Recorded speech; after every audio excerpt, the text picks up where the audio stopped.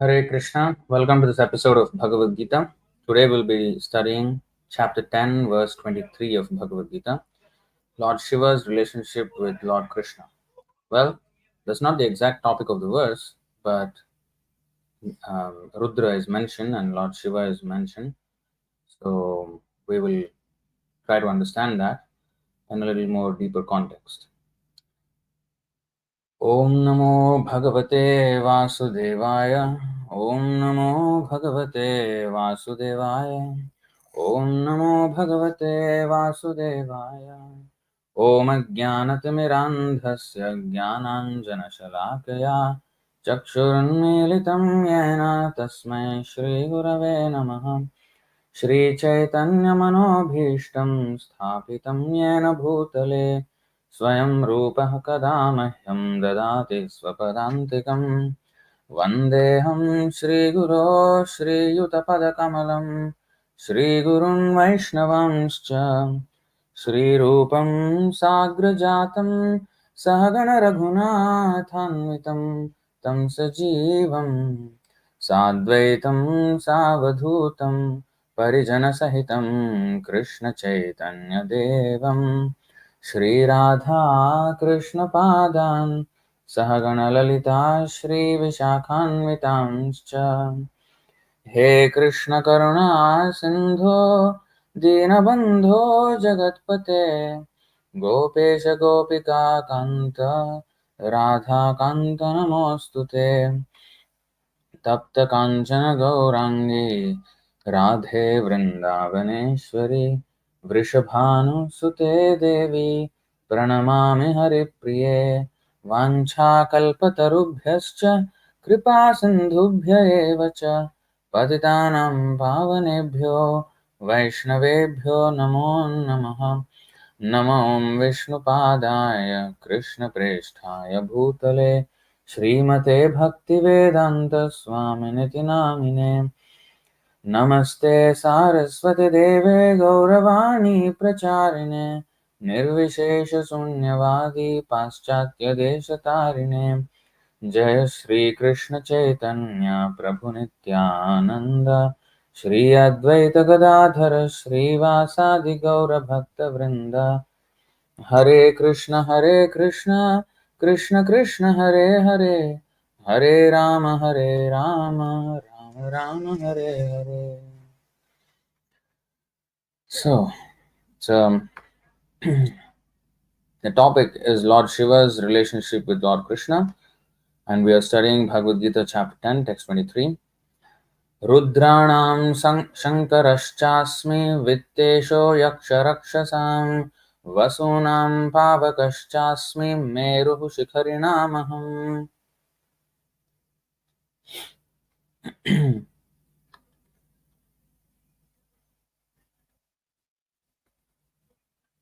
Rudranam, of all the Rudras, Shankaraha, Lord Shiva, Cha, also, Asmi, I am, Vitta Ishaha, the Lord of the treasury of the demigods, Yaksha Rakshasam, of the Yakshas and Rakshasas, Vasunam, of the Vasus, Pavakaha, fire, Cha, also, Asmi, I am, Meruho, Meru, Shikharinam, of all mountains, Aham, I am. Translation and purport by His Divine Grace A.C. Bhaktivedanta Swami Srila Prabhupada Ki Jai. Translation: of all the Rudras, I am Lord Shiva. Of the Yakshas and Rakshasas, I am the Lord of wealth, Kuvera. Of the Vasus, I am fire, Agni. And of mountains, I am Meru.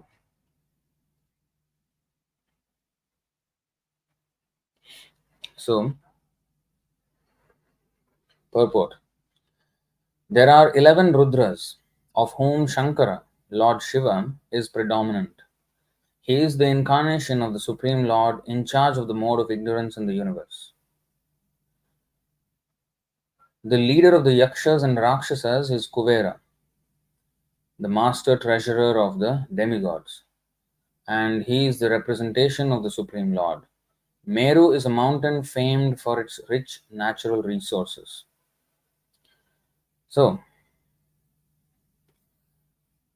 um, so Lord Shankara or Shiva is an incarnation of the Lord, Supreme Lord, in charge of the mode of ignorance in the universe. What does that mean? So there are three gunas, three qualities, three modes of nature. When we say material nature, it is primarily dominated or influenced, or rather, everything in this material world is influenced by these three modes and a combination and permutations of the proportions of these three modes. What are those? Sattvaguna, Rajoguna, and Tamoguna. Mode of goodness, Sattvaguna. Mode of passion, Rajoguna. Mode of ignorance, Tamoguna. And everything that you see and perceive and cannot perceive exists within the influence of these three modes. To give an idea, just to, you know, food. Let's say food.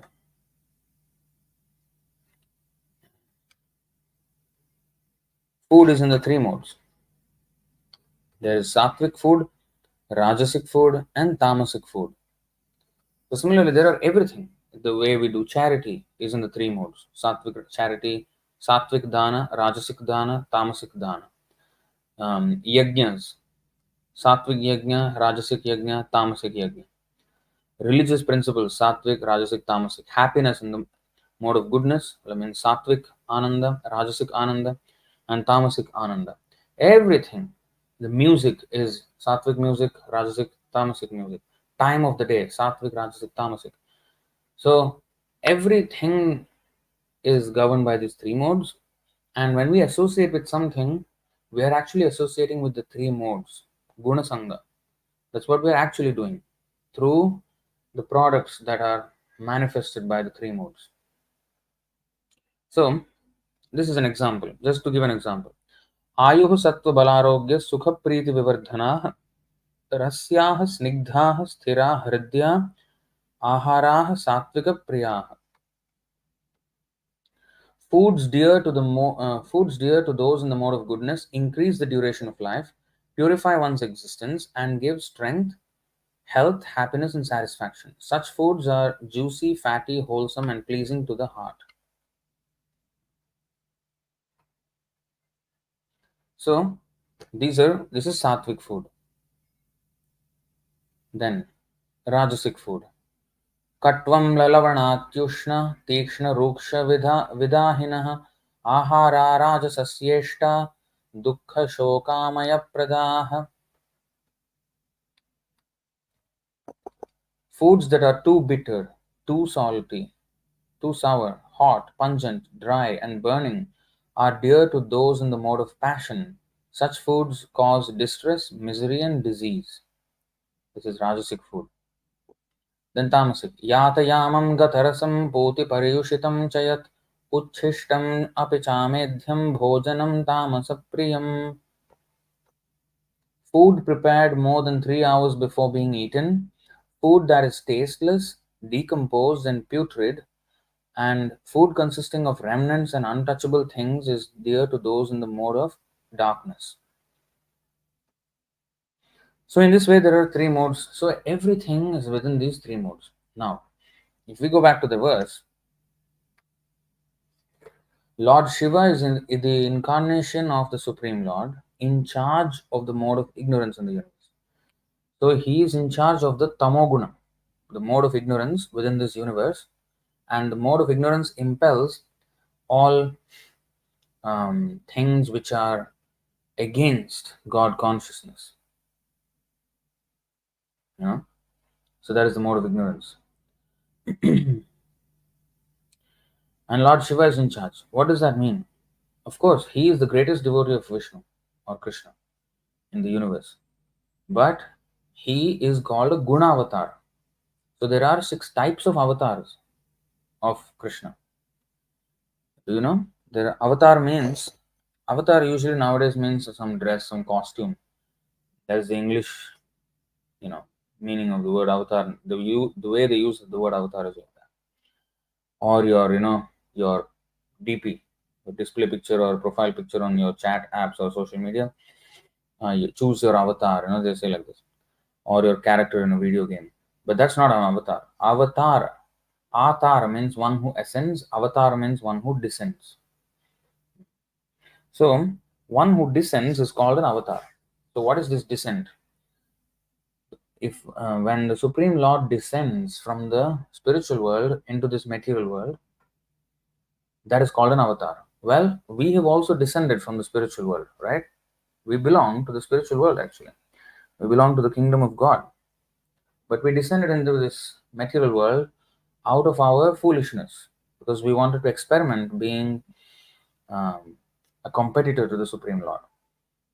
So we were sent into this world. We did not descend on our own free will. We were sent here. Of course, it was our free will which impelled Lord Krishna to send us here. We wanted to be separate and enjoy from the Lord, so we were given another kingdom other than the spiritual world where we can attempt to rule.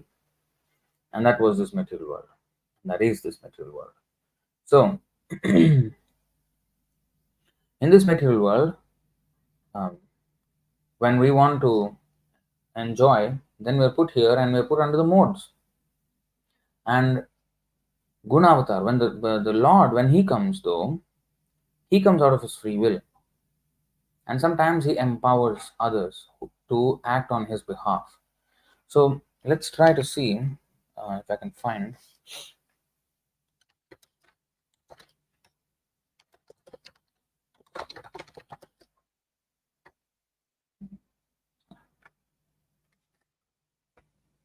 One second.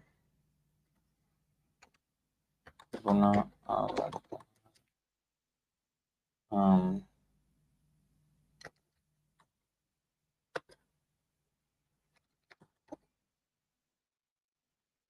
what? Okay, you know what? This is explained in the Chaitanya Charitamrita in detail, but I'm unable to pinpoint. So, okay, let me just say it. What are the 6 types of avatars? What are the 6 contexts of avatars? So, 1, Purusha avatars, Guna avatars, Leela avatars, Yuga avatars, Manvantara avatars, Shaktavesha avatars. These are the 6 types of avatars. What is Purusha avatar? First category, Purusha avatar. What are they? Who are they? The Lord, when he descends into the material world, the first incarnation, the first descent of the Lord is the Mahavishnu, who lies on this Karanodaka ocean, Karana ocean, huge, massive ocean where the Lord lies in his gigantic form, and from the pores of whom come issue forth universes, multiple, endless number of universes. And we are in this universe and we do not know the limits of this universe, and yet there are trillions upon gazillions of universes similar to this, and even much bigger than this. And all of them come from the pores of Mahavishnu. So you just can imagine we cannot even start to imagine the magnitude of the size of Mahavishnu's body. So that is the first Purusha avatar, the first incarnation in the material world. And when universes come out, in each universe, within each universe, it's like a garbha. Garbha means like a womb. Womb is completely dark inside. It's an enclosed, it's an enclosure. So similarly, this universe is like packed up tight shell, covered by the material elements: earth, water, fire, air, ether, mind, intelligence, false ego. So these are the coverings. This is a very big topic, but I'm just briefly telling this. And inside, whatever we see as a space is just that within the shell of the universe. Now, within each universe like this, there is the Lord fills up half of the universe with water from his perspiration. And actually, first of all, he enters into this universe, each of these universes, as Garbhodakashaya Vishnu, the second Purusha avatar. So there are 3 Purusha avatars. So first is Karanodakashaya Vishnu, which is the Mahavishnu. And then there is Garbhodakashaya Vishnu, who Garbha Udaka. Udaka means water. And Garbha means this womb of the material universe. And then within that, half of it is in water, half of it is water, which is the perspiration of the Lord, as Garbhodakashaya Vishnu. And he lies down on the water on the Sheshanag, and Lakshmi is massaging his feet. And from the navel of his form comes the issues forth the lotus flower, and on the lotus flower is born Lord Brahma, the first living entity of the universe. So this is the um, Garbhodakashaya Vishnu, the second Purusha avatar. Then again, within the universe, there is a planet called Shvetadvipa. Shveta means white, Dvipa means island. Shvetadvipa means the white island. Planets are also known as islands within the ocean of space.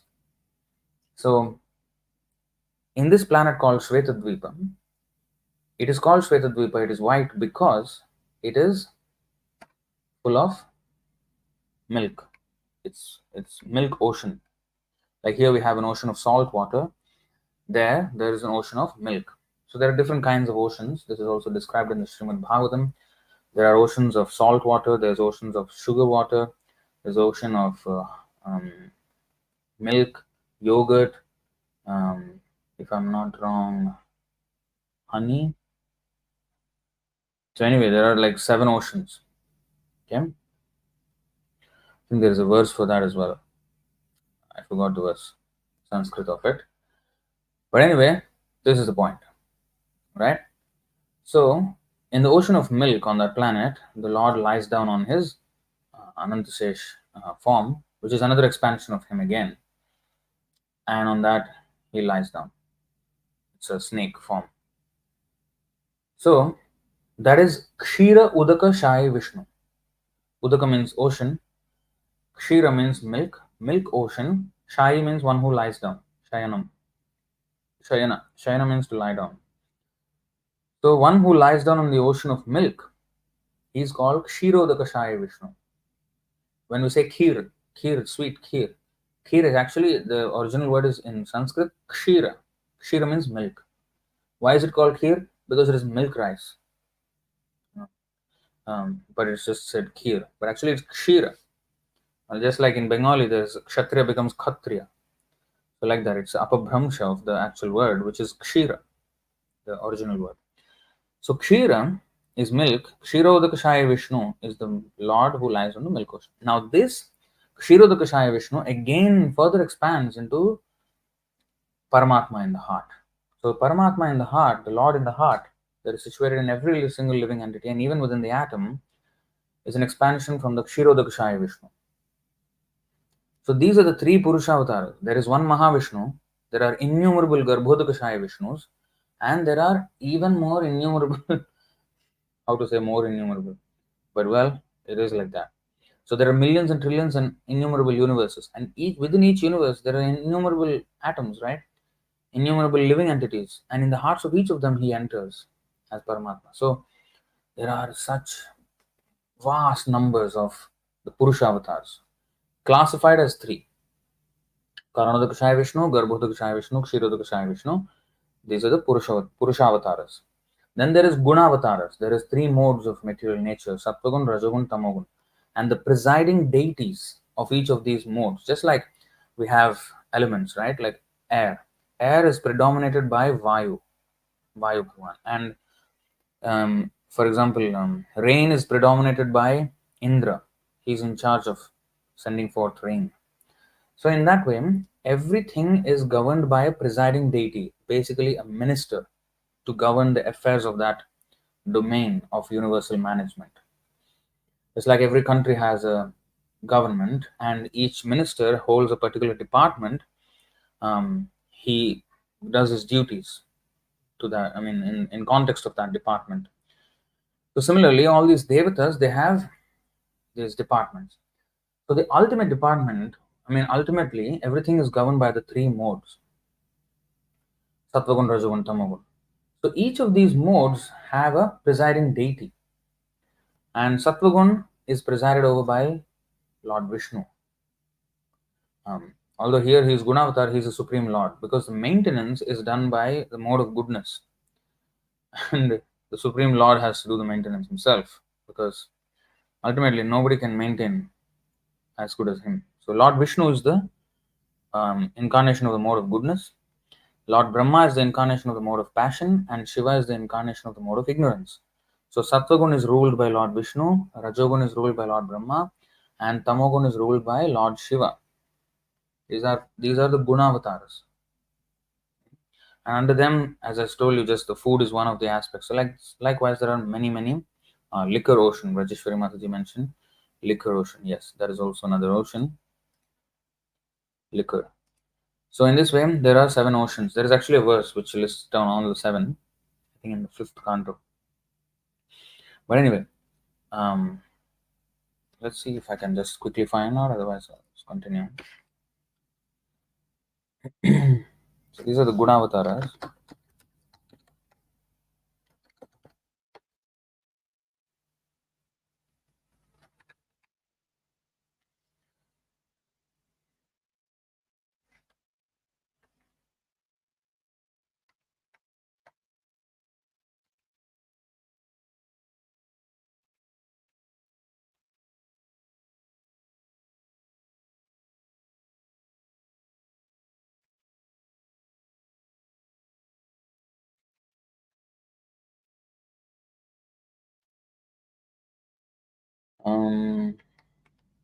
If anybody can find,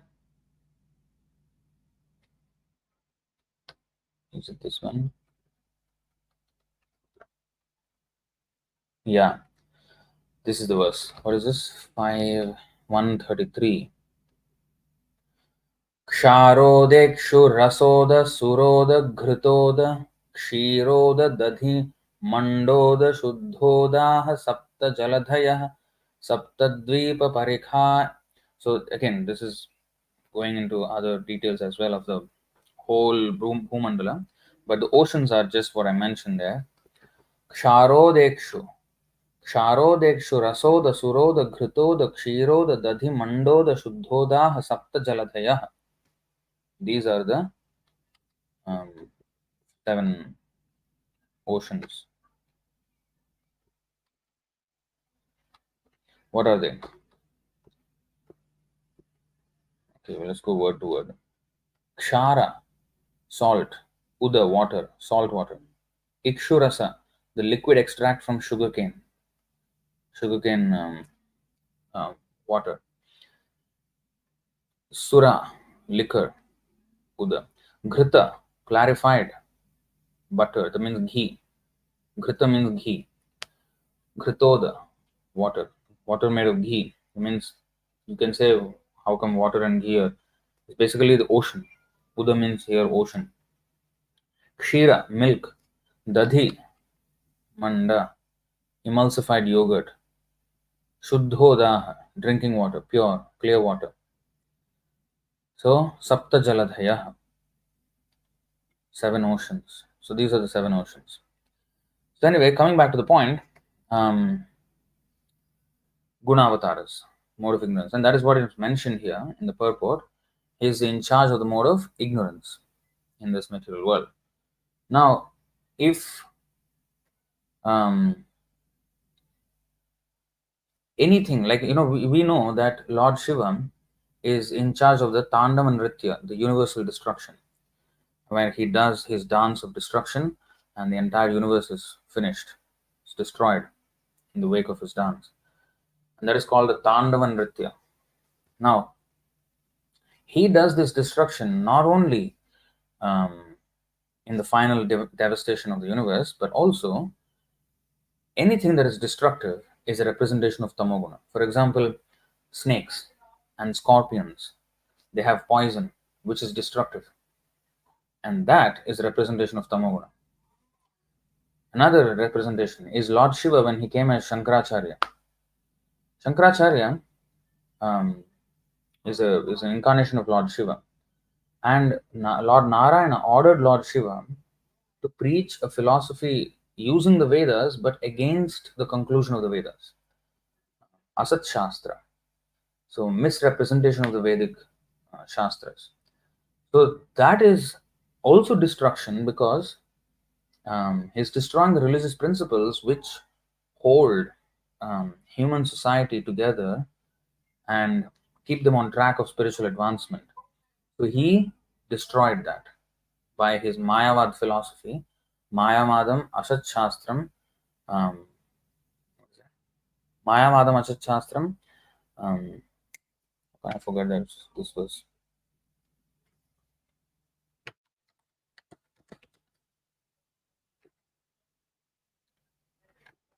Prachannam. Sorry, Prachannam Buddhamuchyate. Prachannam Buddhamuchyate means hidden Buddhism.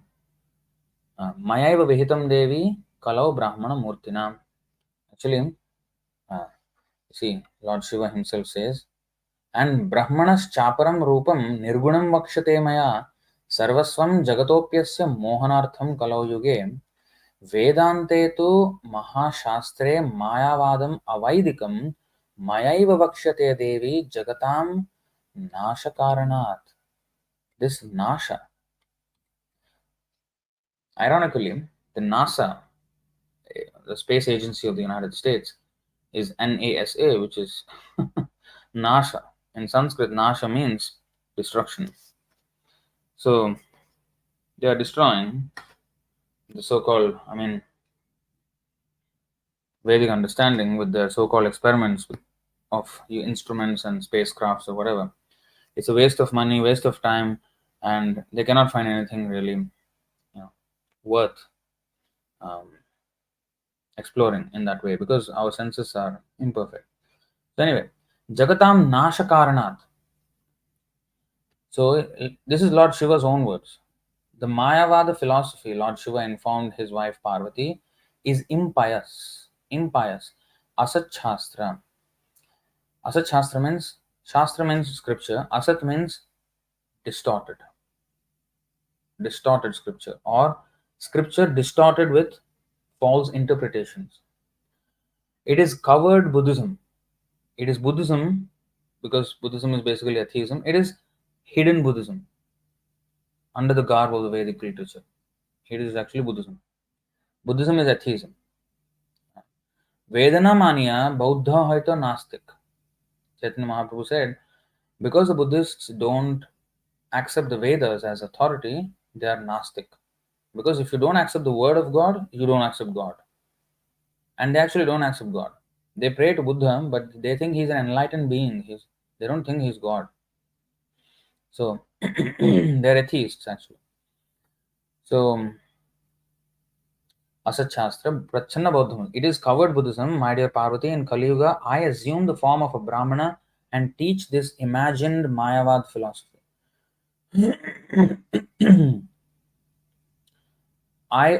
In order to cheat the atheists, I describe the Supreme Personality of Godhead to be without form and without qualities.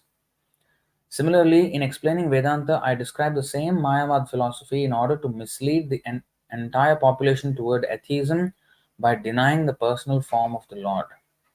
And Nashakaranat means for the sake of destruction, for the sake of destruction of religious principles. And why does it destroy religious principles? Well, because they were being misused by unscrupulous men. So Lord Narayana ordered Lord Shiva to do so. In Kali Yuga, when it will happen, you go and destroy their understanding.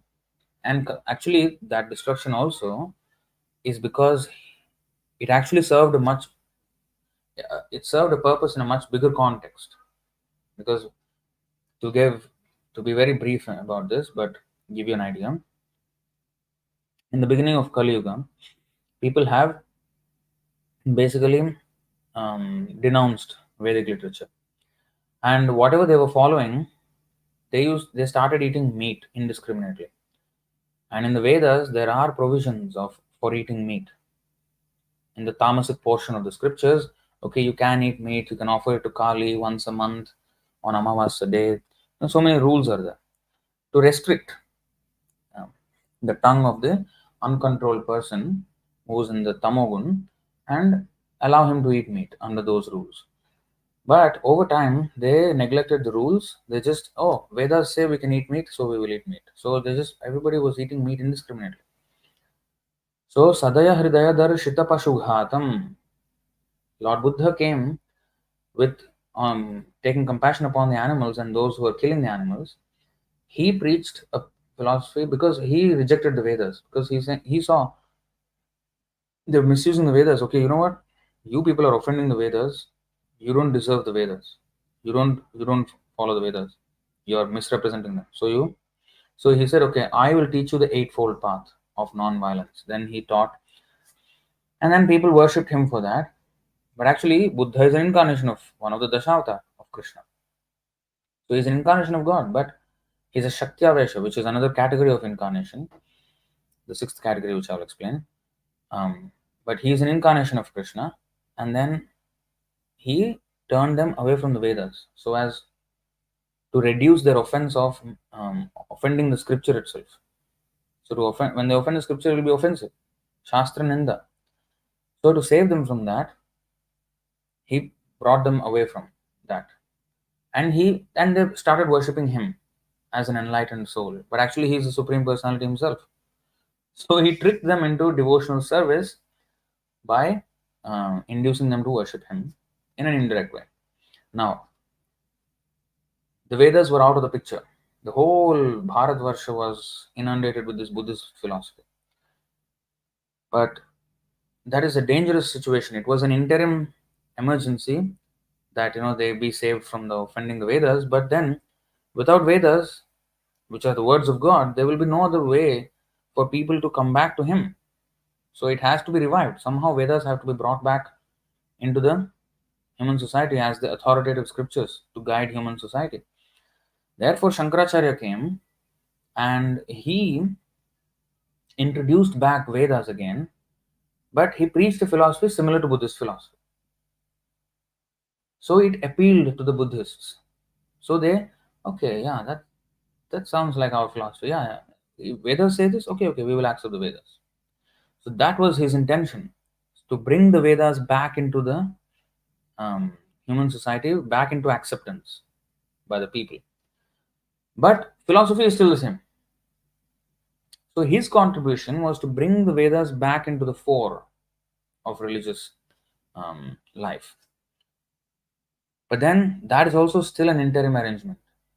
Later on, Ramanujacharya, Madhvacharya, and Chaitanya Mahaprabhu, they brought back the Vedas with the complete original conclusion of the Vedas, which is the Vaishnava conclusion.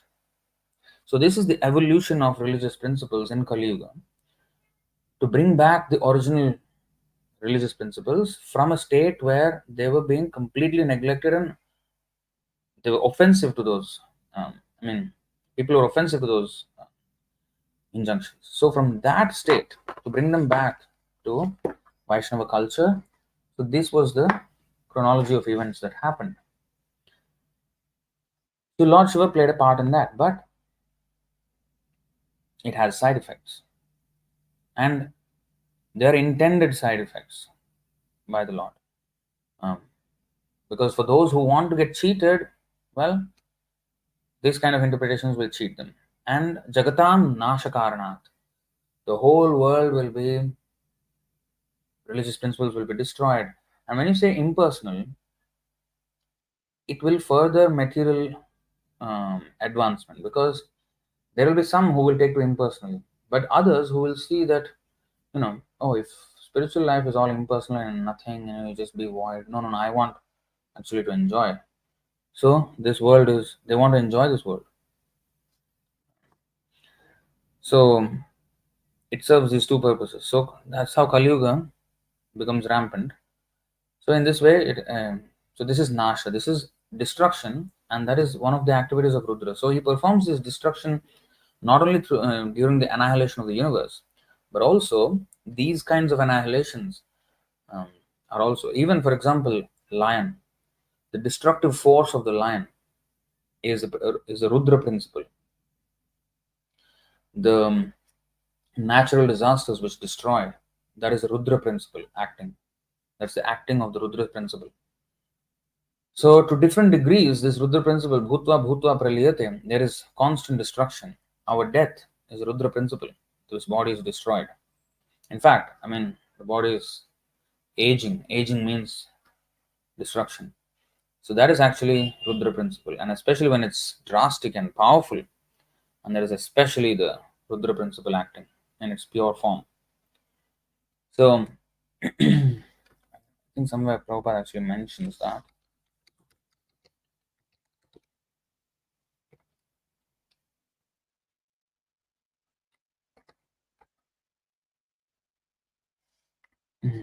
Okay, here it is mentioned the egocentric attitude is a manifestation of the Rudra principle in the heart, wherein Krodha, anger, is generated. See, anger is a Rudra principle. This anger develops in the heart and is further manifested through various senses like the eyes, hands, and legs.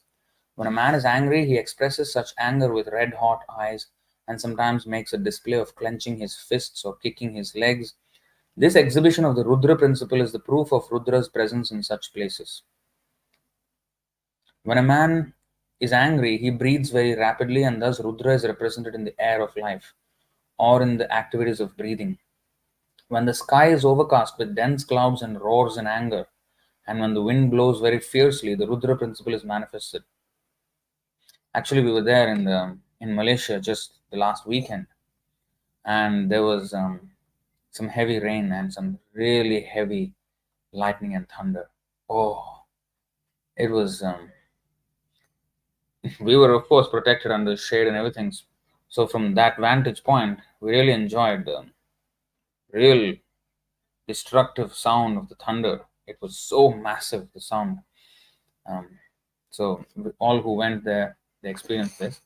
So, that's actually the Rudra principle acting. And also, when the sea water is infuriated by the wind, it appears in a gloomy feature of Rudra, which is very fearful to the common man. When the water is high and the stormy, and it's all, it's like, that's all Rudra principle. When fire is ablaze, we can also perceive the presence of Rudra,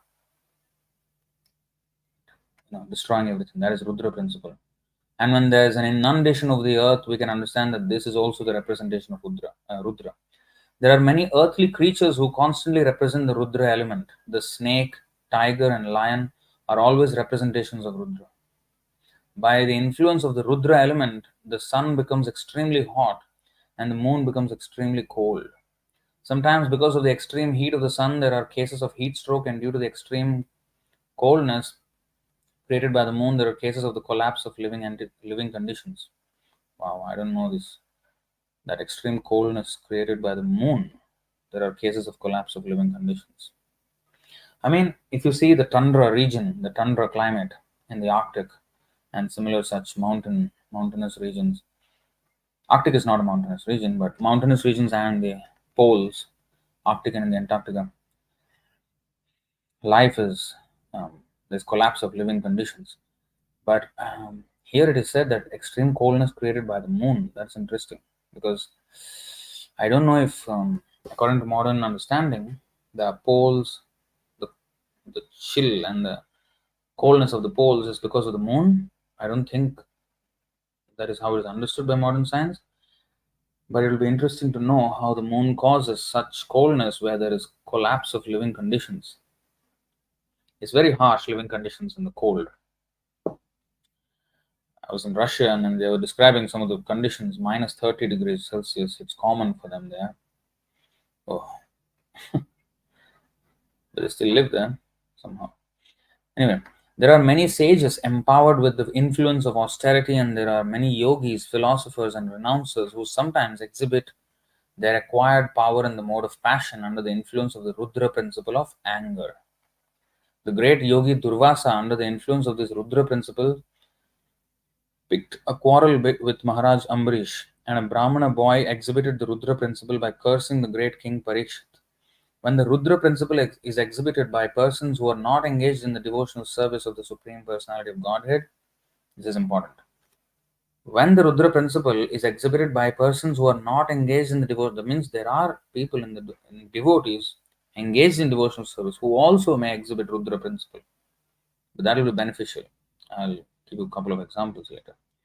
But when the Rudra principle is exhibited by persons who are not engaged in devotional service of the Supreme Personality of Godhead, the angry person falls down from the peak of his improved position. This is confirmed as follows: Ye niravindaksha vimuktamannas tvayasta bhavad avishuddha buddhayah Aruhya Kṛṣṇa param padam tatah patantyadho nadritayushmadangrayah. The most lamentable fall down of the impersonalist is due to his false and unreasonable claim of being one with the Supreme. And there are Rudra principles, enacted by devotees like Arjuna when he was killing on the battlefield. That's its Rudra principle. And Narad Muni cursed the Nalakuvar and Manigriva, that is Rudra principle, anger. But that turned out to be beneficial. So even the devotee's anger will be beneficial for us. But and it does not diminish the person. Narad Muni was not, he did not fall down because of his anger towards Nalakuvar and Manigriva. No, his anger will not induce fall down, but a non-devotee anger, for him it will be a fall down. And even for us, so it's not about devotee or non-devotee. It's about anger for sense gratification versus anger for Krishna's service.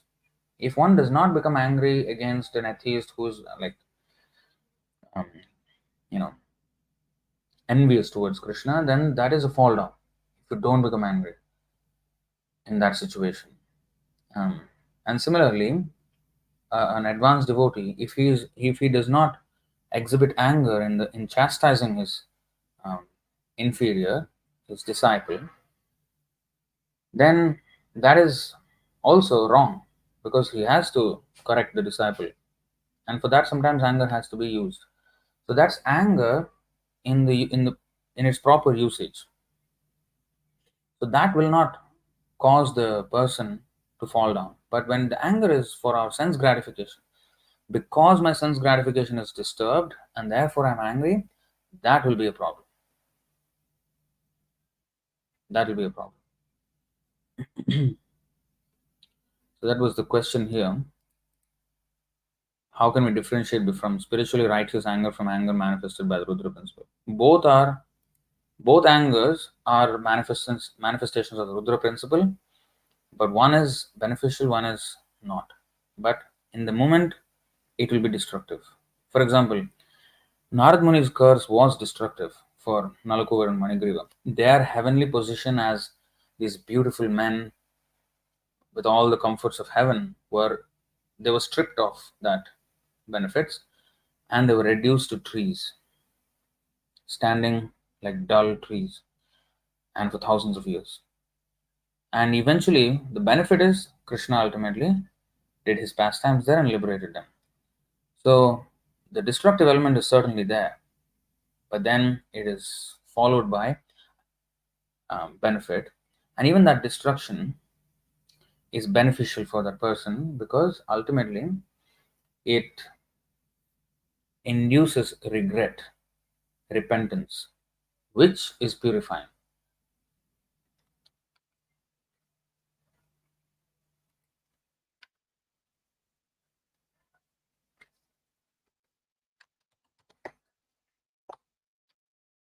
Atapyamana hridaye vashitam namami. This is the last line of this verse, 331:13.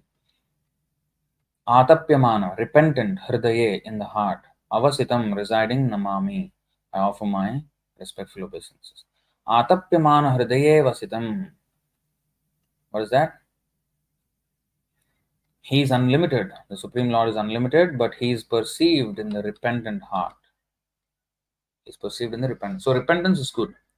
So such destruction of their material position will induce repentance and a sense of humility and surrender. So because of that, it is good. So even materially, when we get punished in life, that is actually to make us humble and realize the supremacy of Krishna and eventually surrender to him.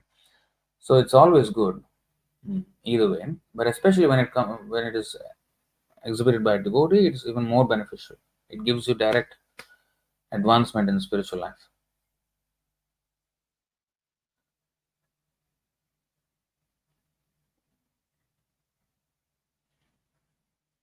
So if you go back, so these are all Rudra principles, the destructive force. Whenever we see a destructive force, we have to understand that is the Rudra principle in action. And when we see everything is being maintained nicely and everything, so that is the Vishnu principle, the maintenance. And something is being created, that is the Brahma's Rajasic principle in action. So in this way, the gunas are always acting.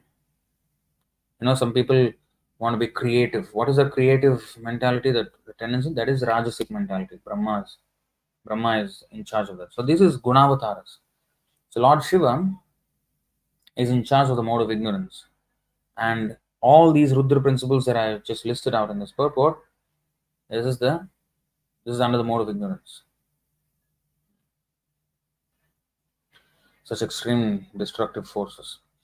Now, that is Gunavataras. That is second. First is Purushavatars. Second is Gunavataras. Second category of avatars.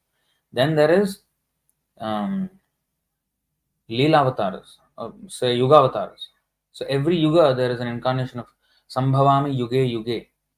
Krishna says, I come in every Yuga to re-establish religious principles. Paritranaya sadhunam, vinashaya dushkritam, dharma samsthapanarthaya sambhavami yuge yuge. So chapter 4, text 8 of Bhagavad Gita. So he comes. So that is called Yuga avatar. Every Yuga has a particular avatar. And sometimes even the colors of the avatars are mentioned. It's sorry.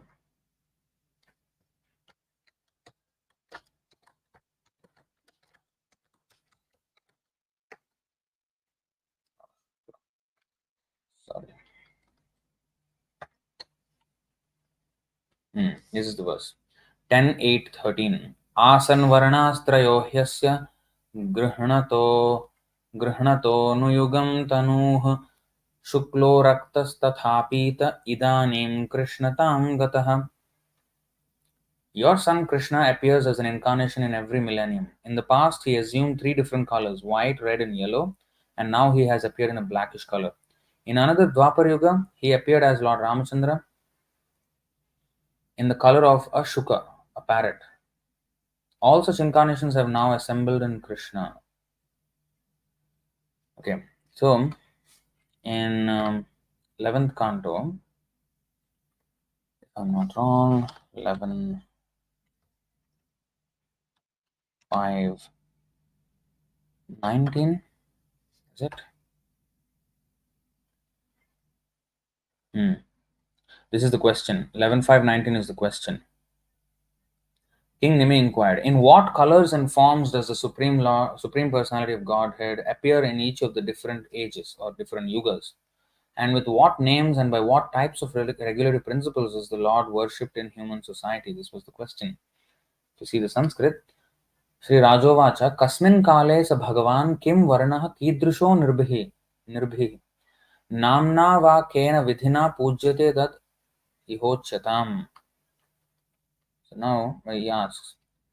So Karabhajana Muni, he explains, one of the Navayogendras, he says, in each of the four yugas or ages, let's see the Sanskrit. Kritam Treta Dvaparam cha Kalirityeshu Keshavaham Nana Varnabhidhakaro Nanaiva Vidhinejyate. In each of the four yugas, Krita, Treta, Dwapara, and Kali, Lord Keshava appears with various complexions, names, and forms and is thus worshipped by various processes. Krite Shuklashchaturbahuर्jatilo Valkalambarah Kṛṣṇa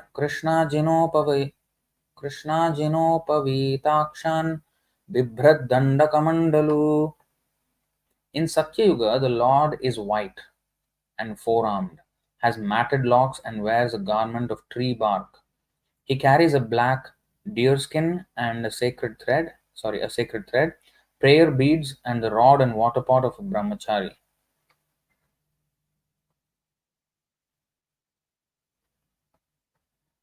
People in Satya Yuga are peaceful, non-envious, friendly to every creature, and steady in all situations. They worship the Supreme Personality by austere meditation and by internal and external sense control.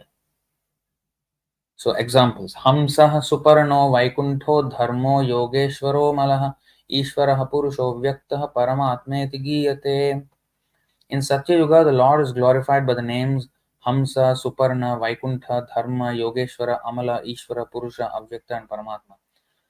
So many of them are the incarnations, Hamsavatar, Suparnavatar, Vaikuntha but we don't have much of the information in Srimad Bhagavatam about their Leelas, what they did. But these are the names in different Satyugas that he came in by assuming these names. See? Then, next, you can read the purport. Sometime, Acharyas have commented. Tretayam Rakta Varnosau Chaturbahus Hiranyakeshasтрayatma Sruksruvadyupalakshanaha. In Treta Yuga, the Lord appears with a red complexion. He has 4 arms, golden hair, and wears a triple belt representing initiation, the sacred thread, representing initiation into each of the 3 Vedas. Embodying the knowledge of worship by sacrificial performance, which is contained in the Rig, Sama, and Yajur Vedas, his symbols are the ladle, spoon, and other implements of sacrifice. Where you pour the ghee into the fire, that ladle and spoons and all those items.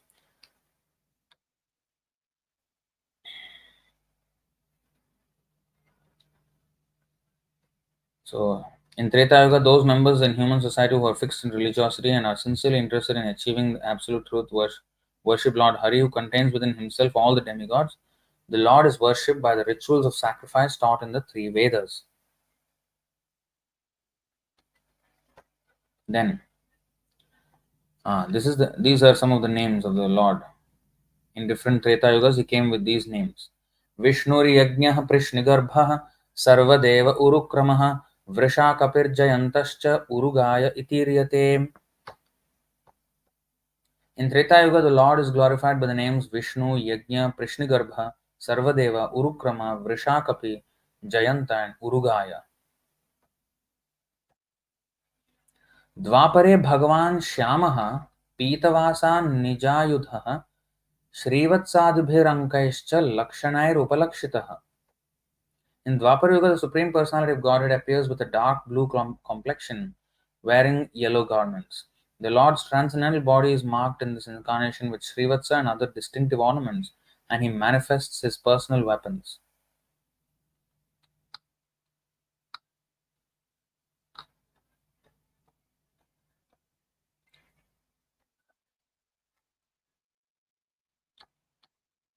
In Dwapara Yuga, men who desire to know the Supreme Personality of Godhead, who is the Supreme Enjoyer, worship him in the mood of honoring a great king, following the prescriptions of both the Vedas and Tantras.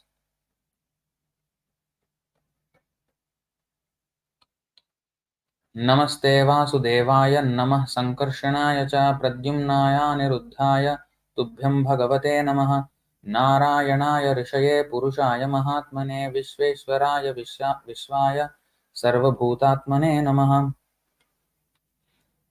Obeisances to you, O the Supreme Lord Vasudev, and to your forms of Sankarshan, Pradyumna, and Aniruddha, O Supreme Personality of Godhead, all obeisances unto you. O Lord Narayana Rishi, O Creator of the universe, best of personalities, Master of this cosmos, and original form of the universe, O Super Soul of all created entities, all homage unto you.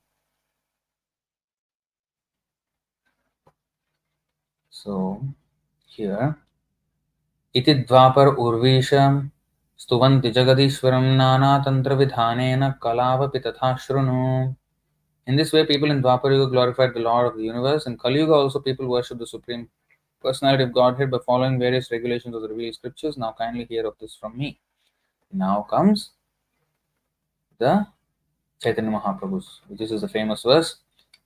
Kṛṣṇa Varnam Dvisha Krishnam Sangopangastra Parshadam Yajnaihi Sankirtana Prayir Yajantihi Sumedhasaha. So, this is Chaitanya Mahaprabhu.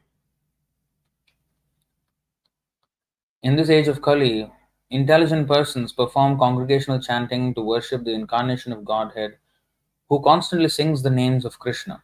Although his complexion is not blackish, he is Kṛṣṇa himself. He is accompanied by his associates, servants, weapons, and confidential companions. And the next two verses are very beautiful verses. ध्येयं सदा परिभवघ्नमभीष्टदोहं तीर्थास्पदं शिवविरिञ्चिनुतं शरण्यं भृत्यार्तिहं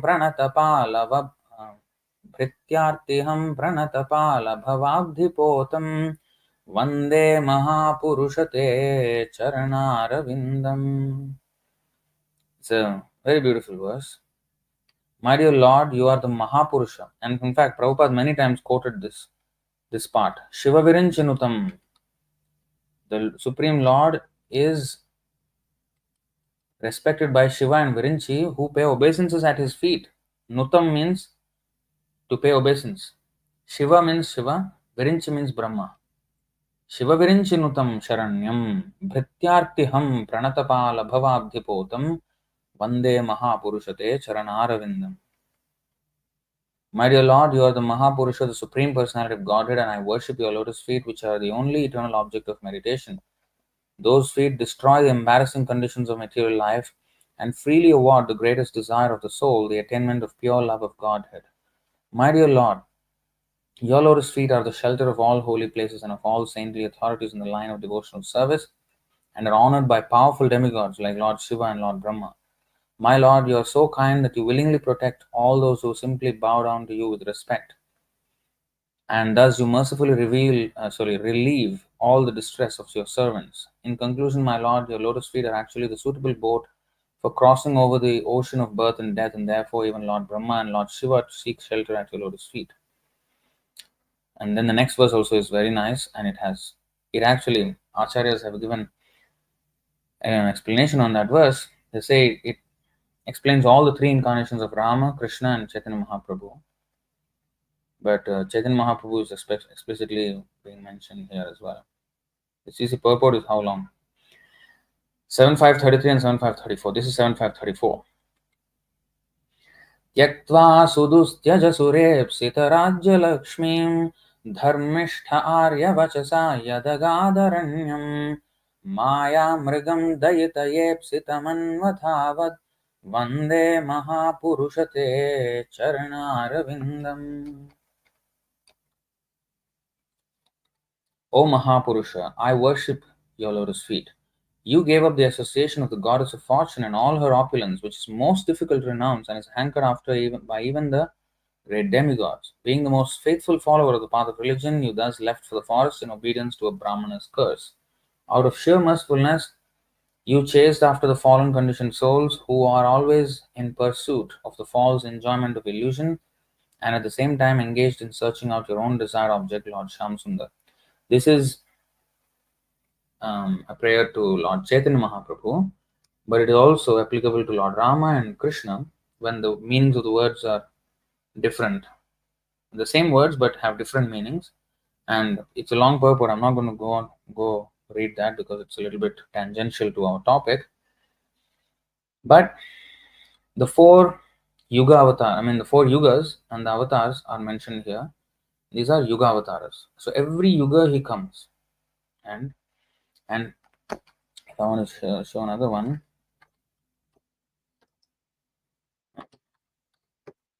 Prahlad Maharaj says, इत्थं नृत्यगृषदेव झषावतारैर्लोकान् विभावयसि हंसि जगत्प्रतीपान् धर्मं महापुरुषपासि युगानुवृत्तं छन्नः कलौ यदभवस्त्रियुगोऽथ सत्वम्. Channah kalau. Channah means hidden. Kalau means in Kali Yuga, you hide yourself. And therefore, Triyugo, you are also called Triyugaha, the Lord who incarnates in three yugas. Because in the fourth yuga, although you do incarnate, you hide yourself. You don't display yourself as a Supreme Personality of Godhead. You're very, very confidential. So, Prahlad Maharaj says, in this way, my Lord, you appear in various incarnations as a human being, an animal, a great saint, a demigod, a fish, or a tortoise, thus maintaining the entire creation in different planetary systems and killing the demoniac principles. According to the age, O my Lord, you protect the principles of religion. In the age of Kali, however, you do not assert yourself as the Supreme Personality of Godhead, and therefore you are known as Triyuga, or the Lord who appears in three yugas. So this Channaha Kalau refers to Chaitanya Mahaprabhu especially, who did not say I am Krishna, who always accepted the role of a servant or a devotee of Krishna. Bhaktavataram bhaktakyam namami bhakta shaktikam panchatatvatmakam Krishnam bhaktarupa swarupakam bhaktavataram bhaktakyam namami bhakta shaktikam. The Panchatatvas. So, although he is Krishna, he came as a devotee. So that is one hidden incarnation. The Buddha is also another hidden incarnation in Kali Yuga. He is hidden in another way for another purpose, but he is hidden in Kali Yuga. He does not proclaim his God. While you may say then Kalki, he is full blown supreme personality. Well, that is the end of Kali Yuga and Satya Yuga starts. So he basically comes to end Kali Yuga and actually revive the next cycle of the 4 yugas, starting with Satya Yuga. But within Kali Yuga, he comes as hidden. So, so that's Yuga avatars. So we have finished Purushavataras, Gunavataras, Yuga avatars. Then there is Leela avatars. These avatars, the Lord comes just to perform that Leela. For example, Narsimhadev. He came, he performed the Leela and done. He's gone. So just for the Leela, he comes. Special Leelas like that.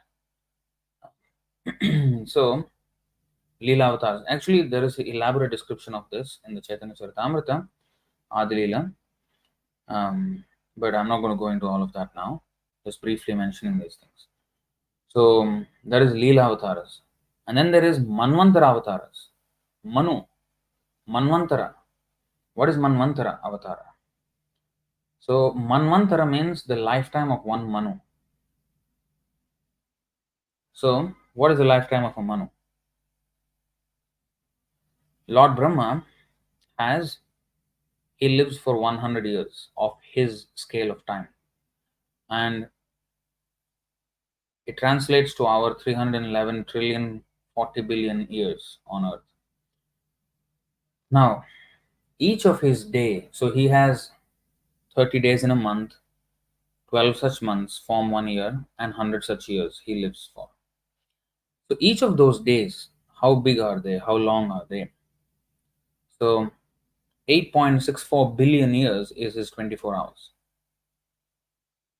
8.64 billion, B, not million, billion. So this 8.64 billion years, how the calculation comes is Satya Yuga, Treta Yuga, or Satya Yuga, Treta Yuga, Dwapara Yuga, Kali Yuga. Kali Yuga is 432,000 years. Times 2, 864,000 years is Dwapara Yuga. Times 432,000 times 3 is 1,296,000 years is Treta Yuga, and 432 times 4 is 1,728,000 years.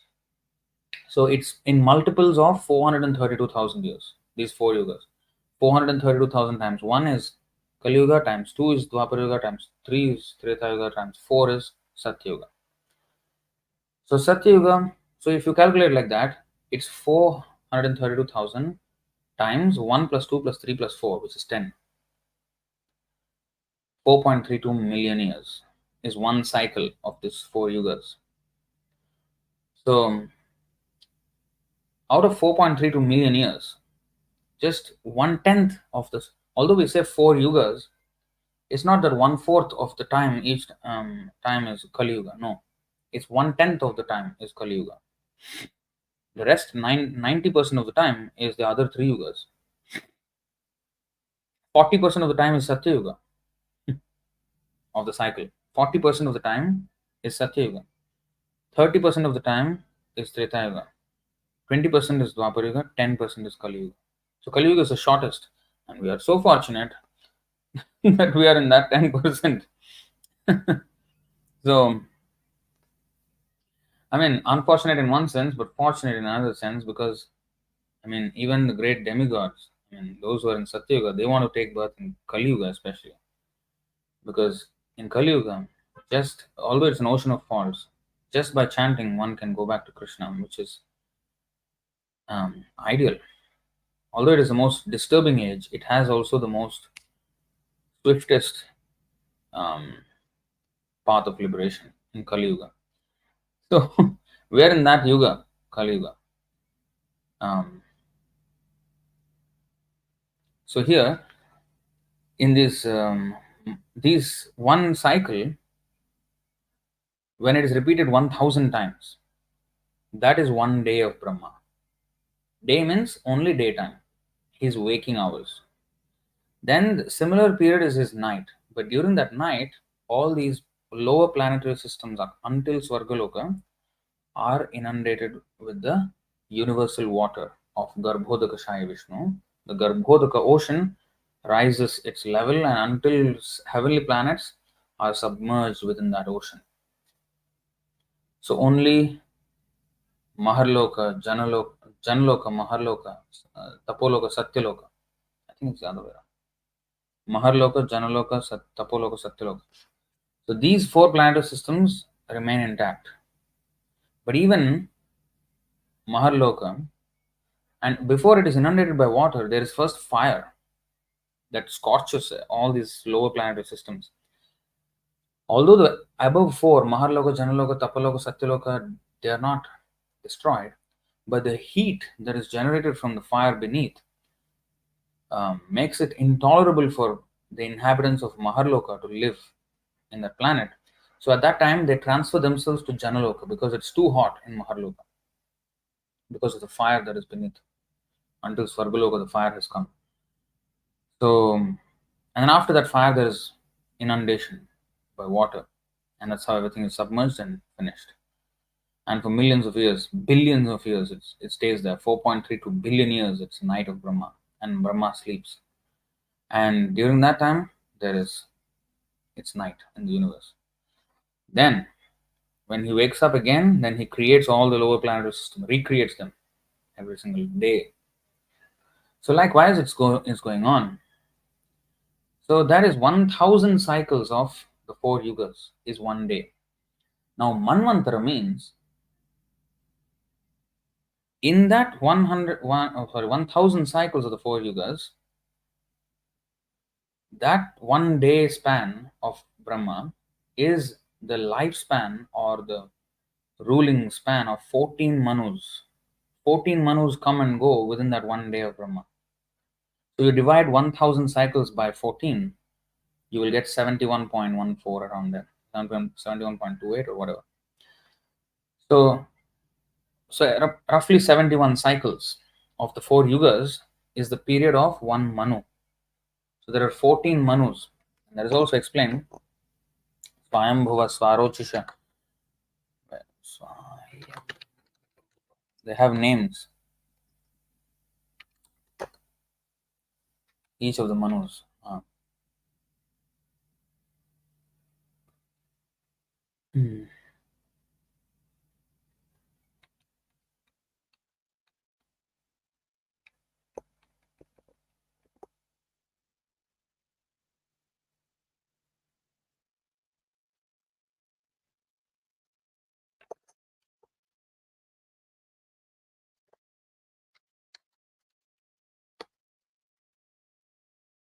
Here also is mentioned, but I want to show the verse here. Yeah, okay. The various manus existing in one day of Lord Brahma are as follows. Swayambhuva, Swarochisha, Uttama, Tamasa, Raivata, Chakshusha, Vaivasvata, Savarani, Daksha Savarani, Brahma Savarani, Dharma Savarani, Rudra Savarani, Deva Savarani, and Indra Savarani. These are the 14 manus. Now we are under the Vaivasvata manu, 7th manu, in the day of Brahma. So by the end of 7th manu, it will be midday, finished. Half of the day will be finished. So the rest 7 are remaining. So we are in the first half of the day of Brahma, almost late morning, not yet noon. That time of Brahma we are in. So Vaivasvata manu, there are 71 cycles of the Vaivasvata manu. So we are in the 28th cycle of the Vaivasvata manu, in the day of Brahma. So every day of Brahma, on the 7th Vaivasvata in the Manu cycle, seventh Manu, 28th cycle, Dwapar Yuga, Lord Krishna descends every single day of Brahma. So once every 8.64 billion years, Krishna comes into this world, descends in his original form. And that happened to be 5,000 years ago, 5,100 years ago. So imagine an event that happens once in 8.64 billion years happened just 5,000 years ago. And in that same cycle, there will be Chaitanya Mahaprabhu who will come in the Kali Yuga. And that also, this Chaitanya Mahaprabhu who came 537 years ago, 538 years ago, he is also he also comes once every 8.64 billion years. Imagine how fortunate we are. Although we are in Kali Yuga, but we are in this time period where we are in proximity of Chaitanya Mahaprabhu, and not just Chaitanya Mahaprabhu, he sent Prabhupada into this world. And Prabhupada just 50 years ago he was here, and his books are still with us. So we have direct connection with Krishna through this parampara, an event that would happen once every 8.64 billion years. So we are so fortunate. We are in a movement that happens once in 8.64 billion years. Of course, dharma samsthapanarthaya sambhavami yuge yuge, but the limits of devotional service, the parakiya bhava, the gopi bhava and everything, all these highest revelations of spiritual life are only offered by Chaitanya Mahaprabhu. No one else. Only Krishna displays them, and Chaitanya Mahaprabhu awards it to us in the form of the holy names. Other incarnations, they don't reveal the conjugal love and all this. So the entire range of spiritual life is given to the conditioned souls only by Chaitanya Mahaprabhu. That's why he's called Namo Mahavadanyaya, Krishna Prema Pradayate. So he's the awarder of Krishna Prema to the highest degree. That's why there is a nice song. Yadi gaurna hoito tabe ki hoito kemone dharitam de radhar mahima prema rasa sima jagate janato ke. It says, যদি গৌর না হইতো তবে কি হইতো কেমনে ধরিতাম দে রাধার মহিমা প্রেম রস সীমা what is that? Jagate janato ke. So beautiful song it was. What would have happened if Chaitanya Mahaprabhu did not come? Who would have known the limits of devotional service that is embodied by Srimati Radharani? Who would have known such extreme limits of devotional service? Nobody would have known. So Chaitanya Mahaprabhu's unique contribution is that that happens once in 8.64 billion years, and we are in that parampara, and we have direct access to the books of Prabhupada which were dictated to him by Krishna. It's Krishna's words. We have access to that. Just in the context, we have to understand how fortunate we are. But anyway, these 14 Manus are also empowered incarnations of Krishna. Empowered incarnations. So they are called Manvantara Avatara. Although they are ordinary living beings, they are empowered to a very, very great degree, these Manus. So we are called Manushya because we are descendants of Manu, or Manava, which also means descendant of Manu. The English word man comes from the word Manu. So in this way, mankind, this is all coming from the word Manu only. So this is Manu. So they are the another category of incarnations, Manvantara Avatara. And finally there is Shakti Avesha Avatara. Shakti Avesha Avatar means Avesha means they are given, empowered. Shakti was invested in them by Krishna for a particular action. For example, Parshuram is actually a Shakti-avesh avatar. He is a living entity who is so especially empowered by the Lord that he can act as good as the Lord. So the Lord can do such things that he can empower an ordinary living entity who can act as powerfully as him, although he is a Jiva. Lord Buddha is another incarnation of Shakti-avesh avatar. If I'm not wrong, what I've read is even Matsya avatar sometimes is um, Rishabdev is a Shakti-avesh avatar. And not only such avatars, but even devotees who are especially empowered to perform certain actions. And sometimes they are empowered to exhibit extreme renunciation. Sakshat Vairagya Murtaye for Gaur Kishore Das Babaji, he is the personification of renunciation. So he is especially empowered by the Lord to display the opulence of renunciation, because there are six opulences, right? So ऐश्वर्यस्य समग्रस्य वीर्यस्य यशस्य श्रियः ज्ञान वैराग्ययोश्चैव षण्णां भग इति इंगना. So these are the six opulences. What? Wealth, strength, fame, beauty, knowledge, and renunciation. So renunciation is one of the opulences. And sometimes he invests a soul with a very high degree of renunciation, and that to show the world how we should renounce this world, how serious we should be in renouncing this world. So he shows. So that's why we Namo Gaura Kishoraya Sakshad Vairagyamurtaye Vipralambharasambode Padambujayate Namaha. So Sakshad Vairagyamurtaye, personification of renunciation. So Srila Prabhupada is a Shakti-avesh avatar. That means he was Krishna Shakti Vina Nahetar Pravartan. Without Krishna Shakti, one cannot preach, one cannot turn people into Vaishnavism. From a materialistic mindset, to make them into devotees, that is not possible without being empowered by Krishna. To convince somebody to be devotee is not possible without being empowered by Krishna. Krishna Shakti Vina Nahitam. So this is Shakti. So Shakti Avesha, the power to preach. So Prabhupada is invested by the Supreme Lord with the power to preach Krishna consciousness. Krishna said, Chaitanya Mahaprabhu said, Prithvi Chacha Chaitanagaradigram, Sarvatra Prachar Hoive Moranam.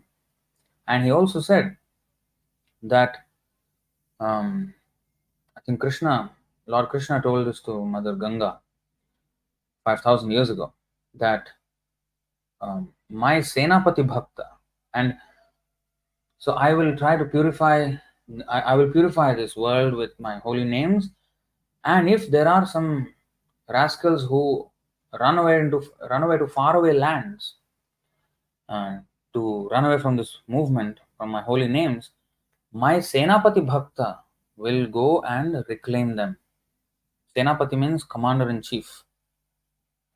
My devotee, who is the commander-in-chief of other devotees, such devotee will come and he will go to those lands where people have run to away from this Vedic culture and Krishna's holy names. He will go there and reclaim them also. So just imagine, Prabhupada's coming was already ordained way back. Krishna's plan is already decided way back. So this is Shakti-avesh avatar. So these are the six category of avatars, and Lord Shiva comes under the Guna avatars, and he is in charge particularly of the mode of ignorance, Tamoguna. So, just a second. So I will just show you Rudra, just to get a little bit of an idea. What is the position of Lord Shiva in relation to Krishna? Adilila 6.79. Ananta Brahmande Rudra Sadashiver Amsha Gunavatarate ho Sarvadeva Avatamsa.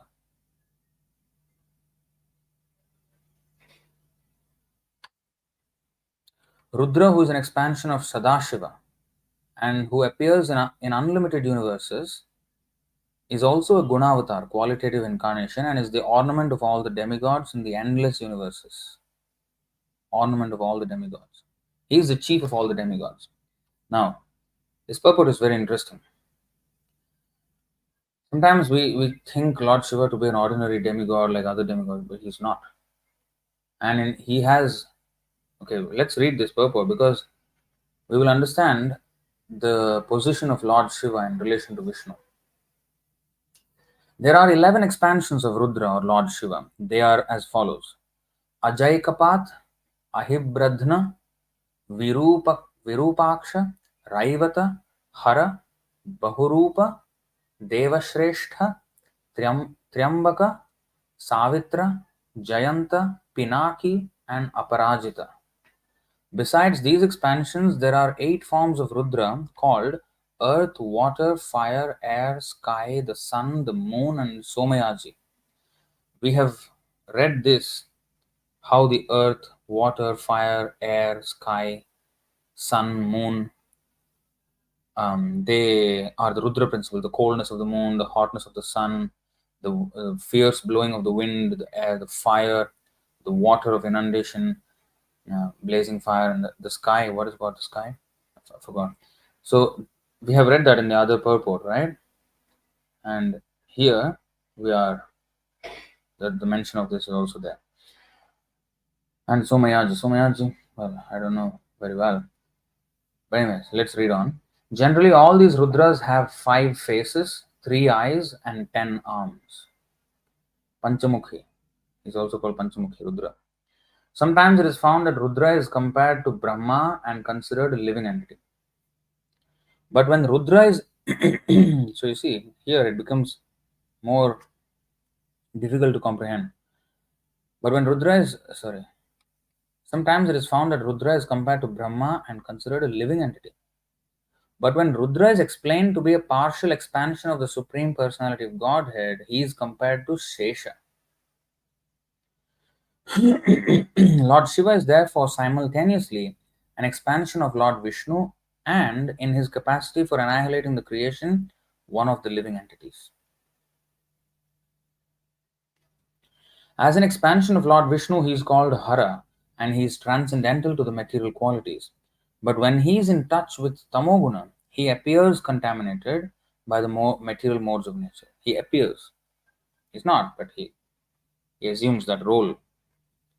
This is explained in Srimad Bhagavatam and the Brahma Samhita. In Srimad Bhagavatam 10th canto, it is stated that Lord Rudra is always associated with the material nature when she is in the neutral, unmanifested stage. But when the modes of material nature are agitated, he associates with material nature from a distance. So just for a second, reflect on that. When the material nature is agitated by the modes, he associates with the material nature from a distance. He keeps his distance from Maya when she's agitated. And we think that, I'm okay, I can, yeah, I won't fall down, I won't. Lord Shiva is keeping his distance. What is his position? So we have to learn from this that we have to be extremely careful with Maya. When we're dealing with Maya, we have to be so cautious. So in the Brahma Samhita, the relationship between Vishnu and Lord Shiva is compared to that between milk and yogurt. Milk is converted into yogurt by certain additives, but although milk and yogurt have the same ingredients, they have different functions. Similarly, Lord Shiva is an expansion of Lord Vishnu, yet because of his taking part in the annihilation of the cosmic manifestation, he is considered to be changed, like milk converted into yogurt. So the exact verse, you all know, probably. Kshiram yatha dadhi vikara vishesha yogat sanjayate nahi tatah prithagasti hetoh yah shambhutamapi tatha samupaiti karyat govindamadi purusham tamaham bhajami. Just as milk is transformed into curd by the action of acids, but yet the effect curd is neither same as nor different from its cause, viz. Milk. So I adore the primeval Lord Govinda, of whom the state of Shambhu is a transformation for the performance of the work of destruction. So this is Lord Shiva's position, who is neither different from Krishna nor the same as Krishna. It's a very, very unique position of Lord Shiva, because an ordinary living entity, even to the stage of Brahma, is still a living entity.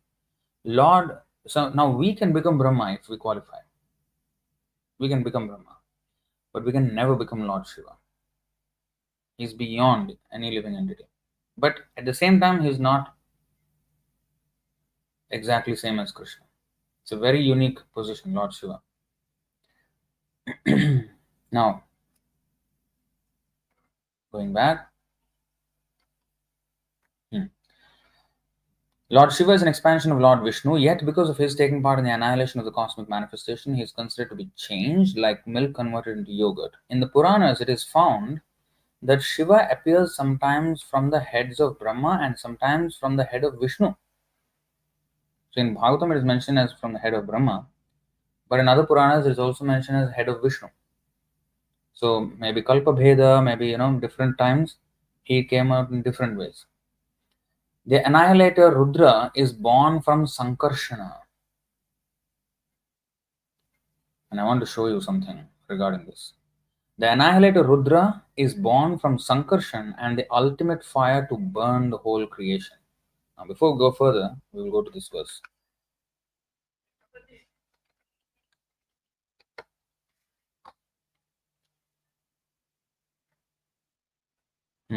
You see here, 5:25:3.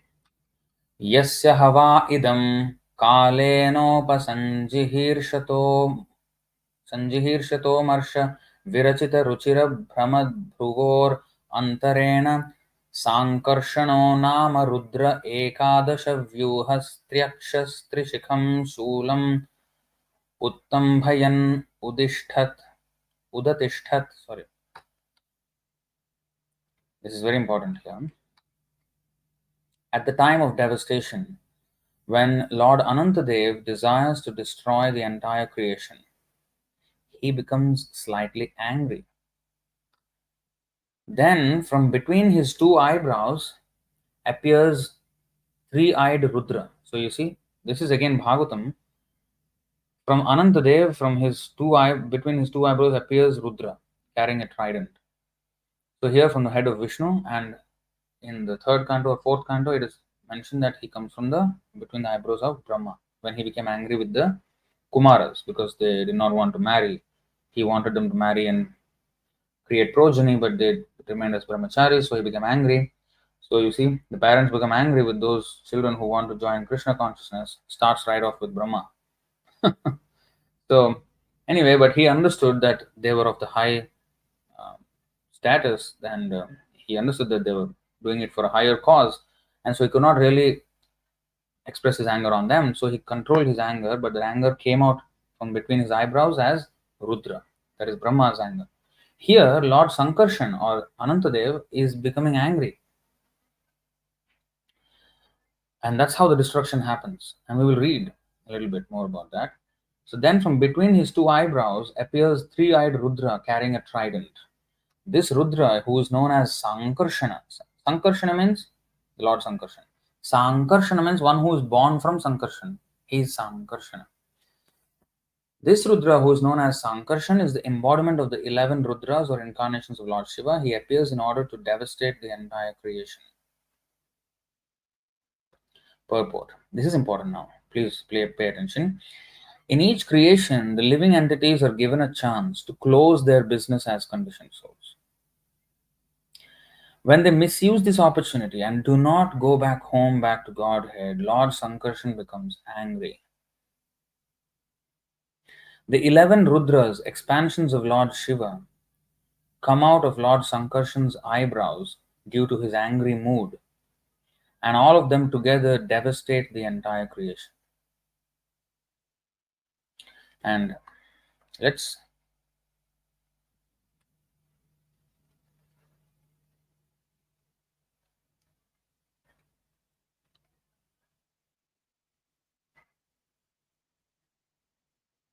wait.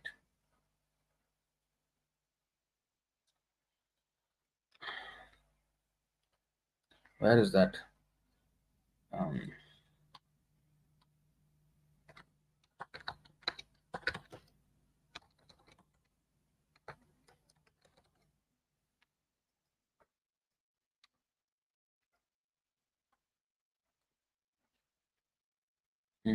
not this.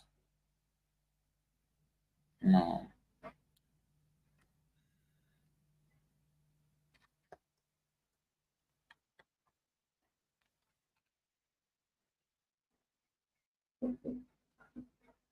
Just give me a second here.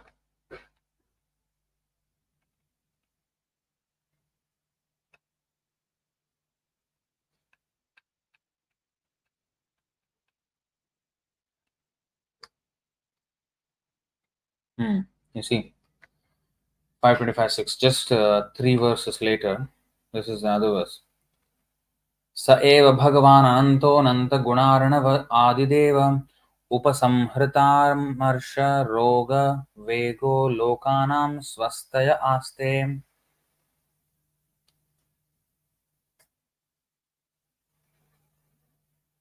Rosha. So you see, Upasamhrita, who has restrained, Amarsha, of his intolerance, Rosha, and wrath, Vega, the force of his wrath, Lokanam, of all people on the planets, or of all people on all planets, Swastaye, for the welfare, Aste remains. And if you remember just now in that 525.3, let's go back to that verse. It's interesting here. You see,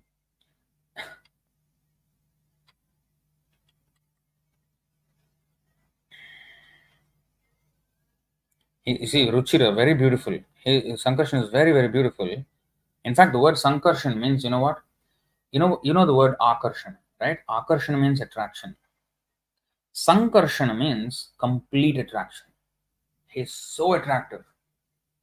And this attraction is not just the attraction by beauty, but attraction by also his might. In fact, Prabhupada explains in one of these purports in the fifth canto that the gravitational pull, which is another attracting force, attracts everything to a certain body, is actually because of the power of Lord Sankarshan and not exactly because of the mass and all these things. It may be, I mean, it may translate as mass to us, but the ultimate principle of gravity, in fact, recently, I mean, I found a video where the scientists have admitted that they do not understand gravitational pull. They do not understand gravity. Now, we were taught as if it's like, matter of fact, there's mass and then the attraction.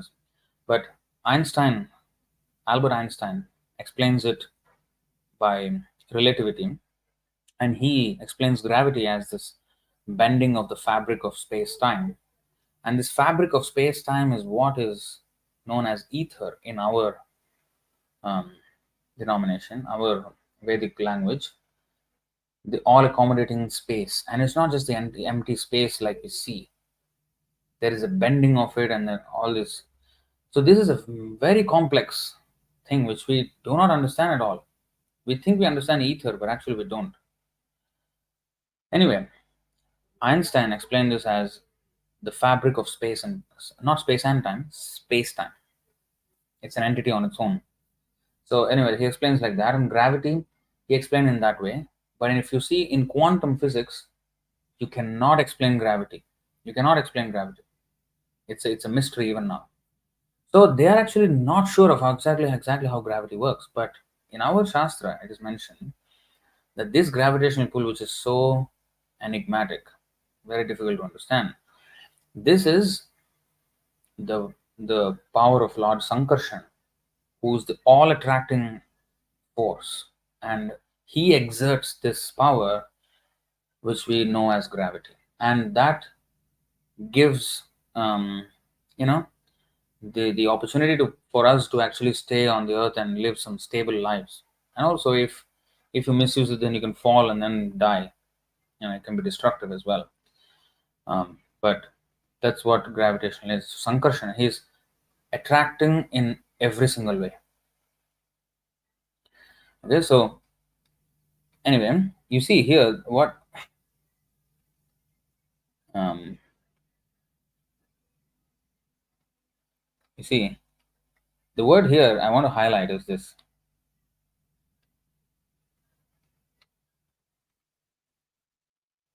slightly angry. When the creation is destroyed, he's only slightly angry. He's not. It's not his full anger, and that's why Narsimadev is so fearful for the demons, fearsome for the demons, um, because um, his anger was like, here he's only slightly angry and the entire universe is destroyed. And in Narsimadev Roop, that is actually Rudra principle. The way his destructive features and his destructive actions in the Narsimadev, the way his anger, even Lord Shiva did not dare. I mean, who is the personification of Rudra principle? Who destroys the universe with his anger was, meekly standing in fear of Lord Narsimadev. So, of course, for the devotees, they are protected just like the cubs of a lion. You see, if you can watch a video, how the cubs of a lion are just playing with the lion, with their parents, and the lion is even carrying the cub in her mouth, um, and then even the male lion father, the cubs just play with the father, and sometimes the father may get angry, but he will never um, kill the cubs. He may kill the cubs of another lion. That's another issue altogether. That's called taking over the pride. But we're not talking about that. We are talking about his own children. So the cubs feel safe, even though the lion is very fearful for anybody else. So similarly, the devotee, and let me just go there and come back here. 7, 9, 15.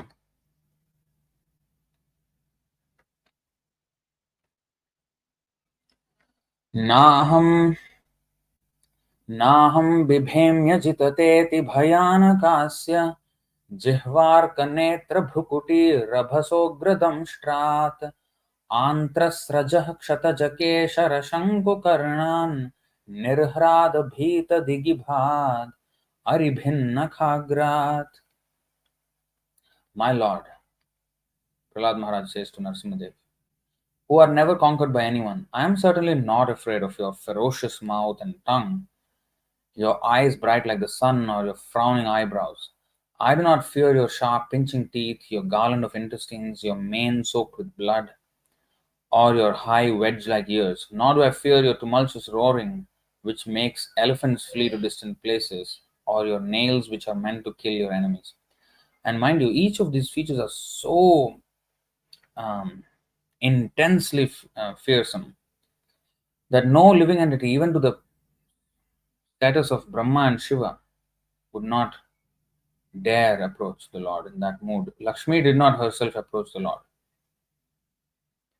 So that kind of anger, Narsimadev. But of course, next verse, Prahlad says, but I'm afraid of your Maya, because Maya may take me away from you. That is what I'm afraid of, to be away from you. You, I'm not afraid of, in whichever form you come.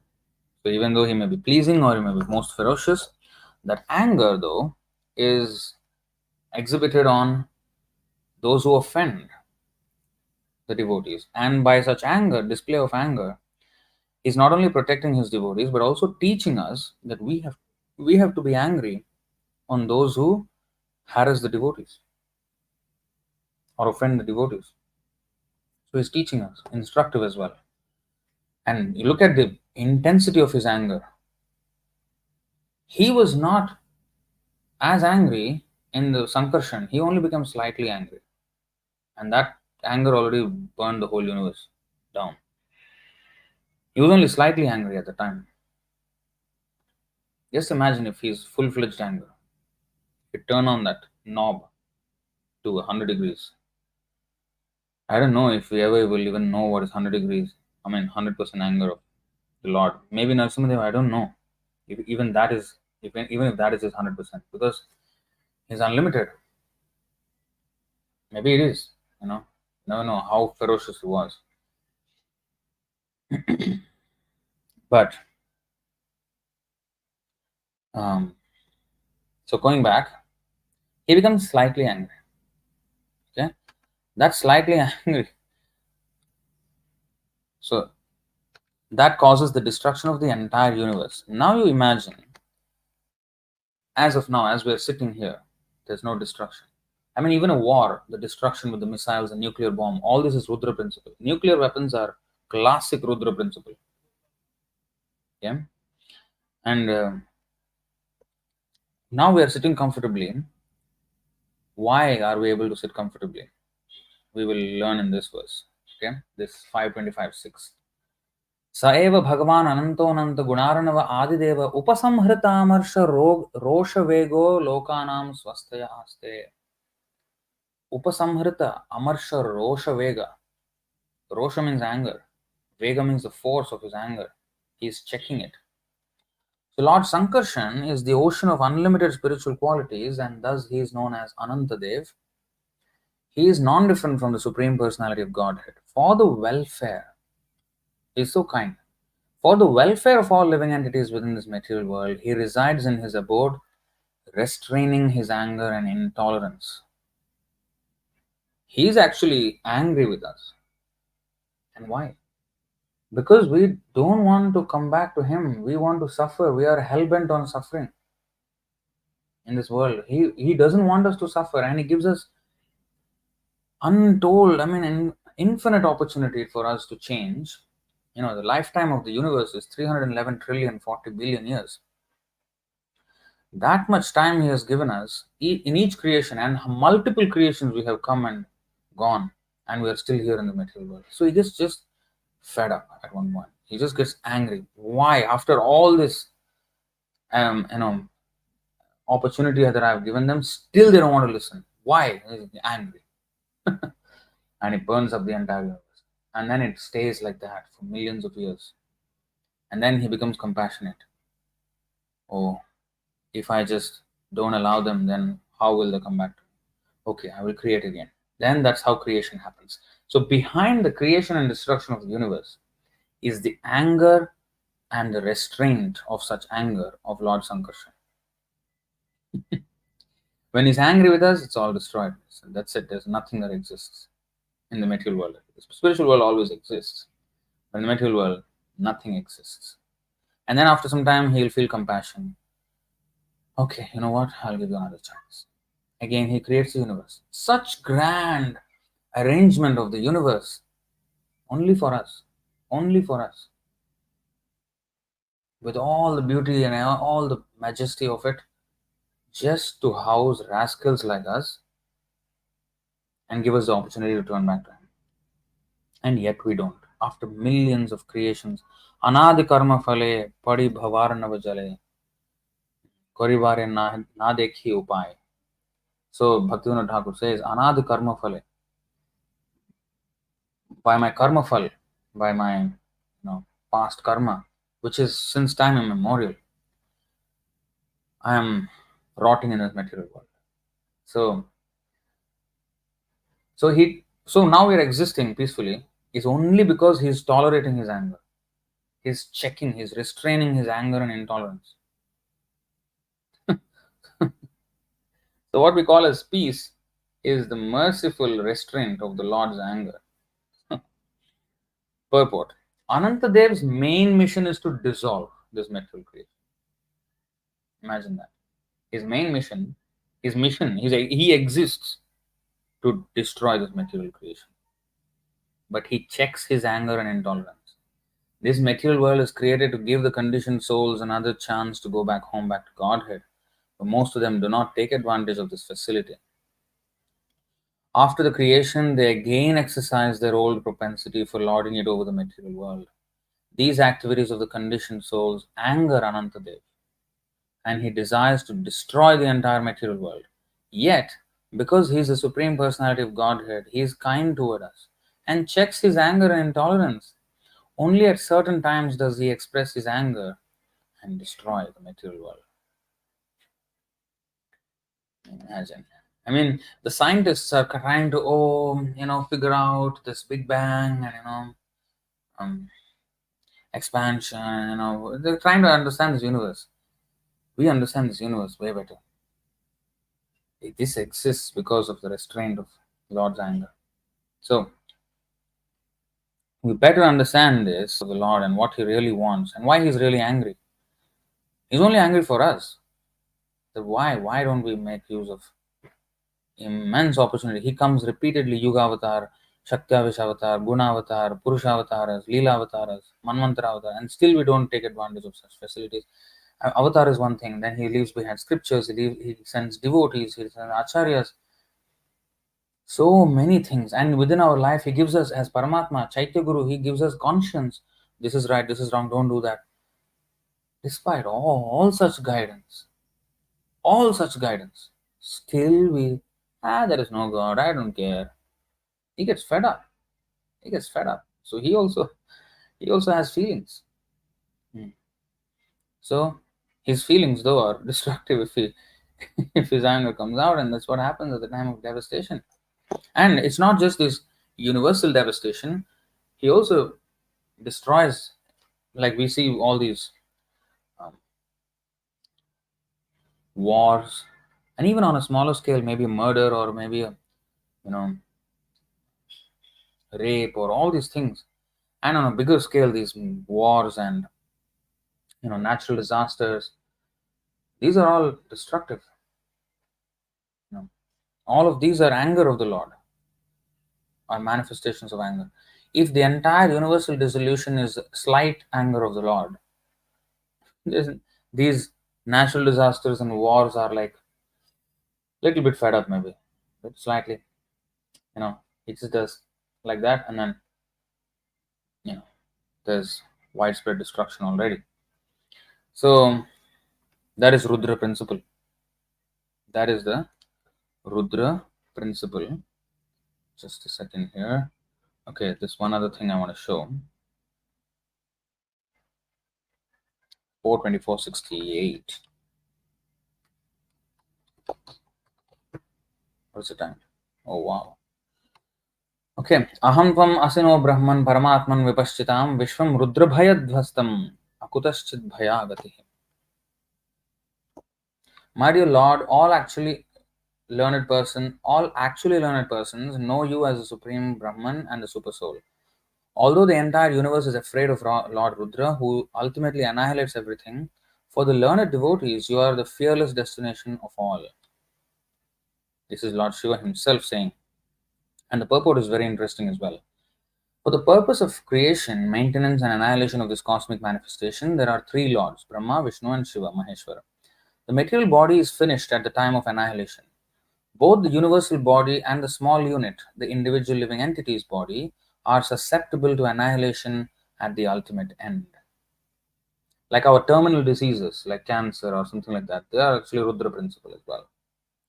So anyway, however, the devotees do not fear the annihilation of the body, for they are confident that after the annihilation, they will go back home, back to Godhead. Tattvavit dāsa, Arjuna 4:9 Bhagavad Gita. If one strictly follows the process of devotional service, he has no fear of death, for he is predestined to go back home, back to Godhead. The non-devotees are fearful of death because they have no guarantee of where they are going or of what or of the type of body they're going to get in their next life. Now here starts the interesting part. The word Rudra Bhaya is significant in this verse because Rudra himself, Lord Shiva, is speaking of fear of Rudra. Rudra himself, Lord Shiva, is speaking of fear of Rudra. This indicates that there are many Rudras, 11 Rudras, and the Rudra, Lord Shiva, who was offering this prayer to the Supreme Personality of Godhead, is different from the other Rudras although he is as powerful as they are.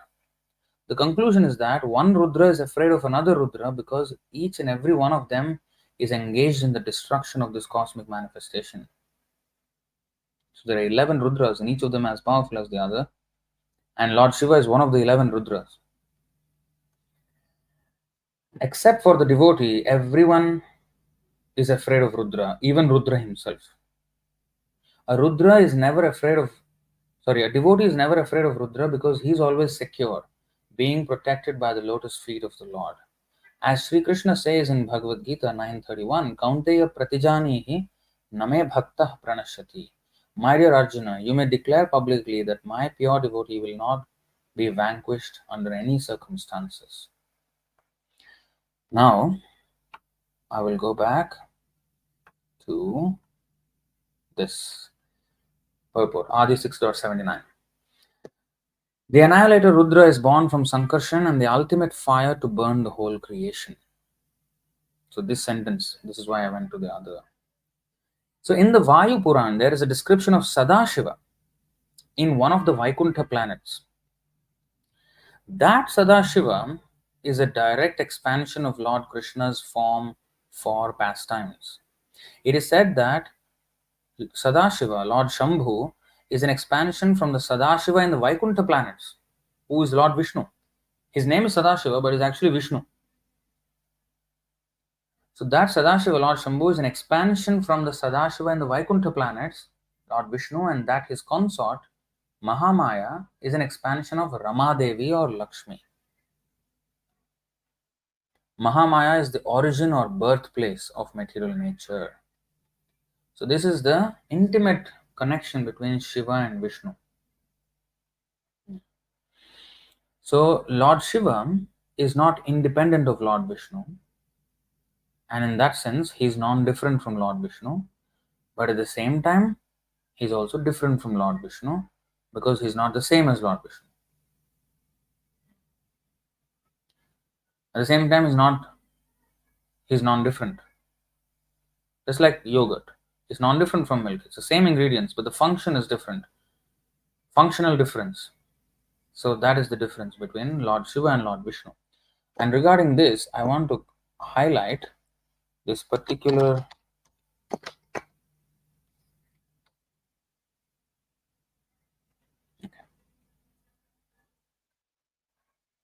offense. The 10 offenses against the chanting of the holy name, right? Padma Puran states these 4 verses in which the 10 offenses are enumerated. And here there's an interesting thing that is said here. Second offense.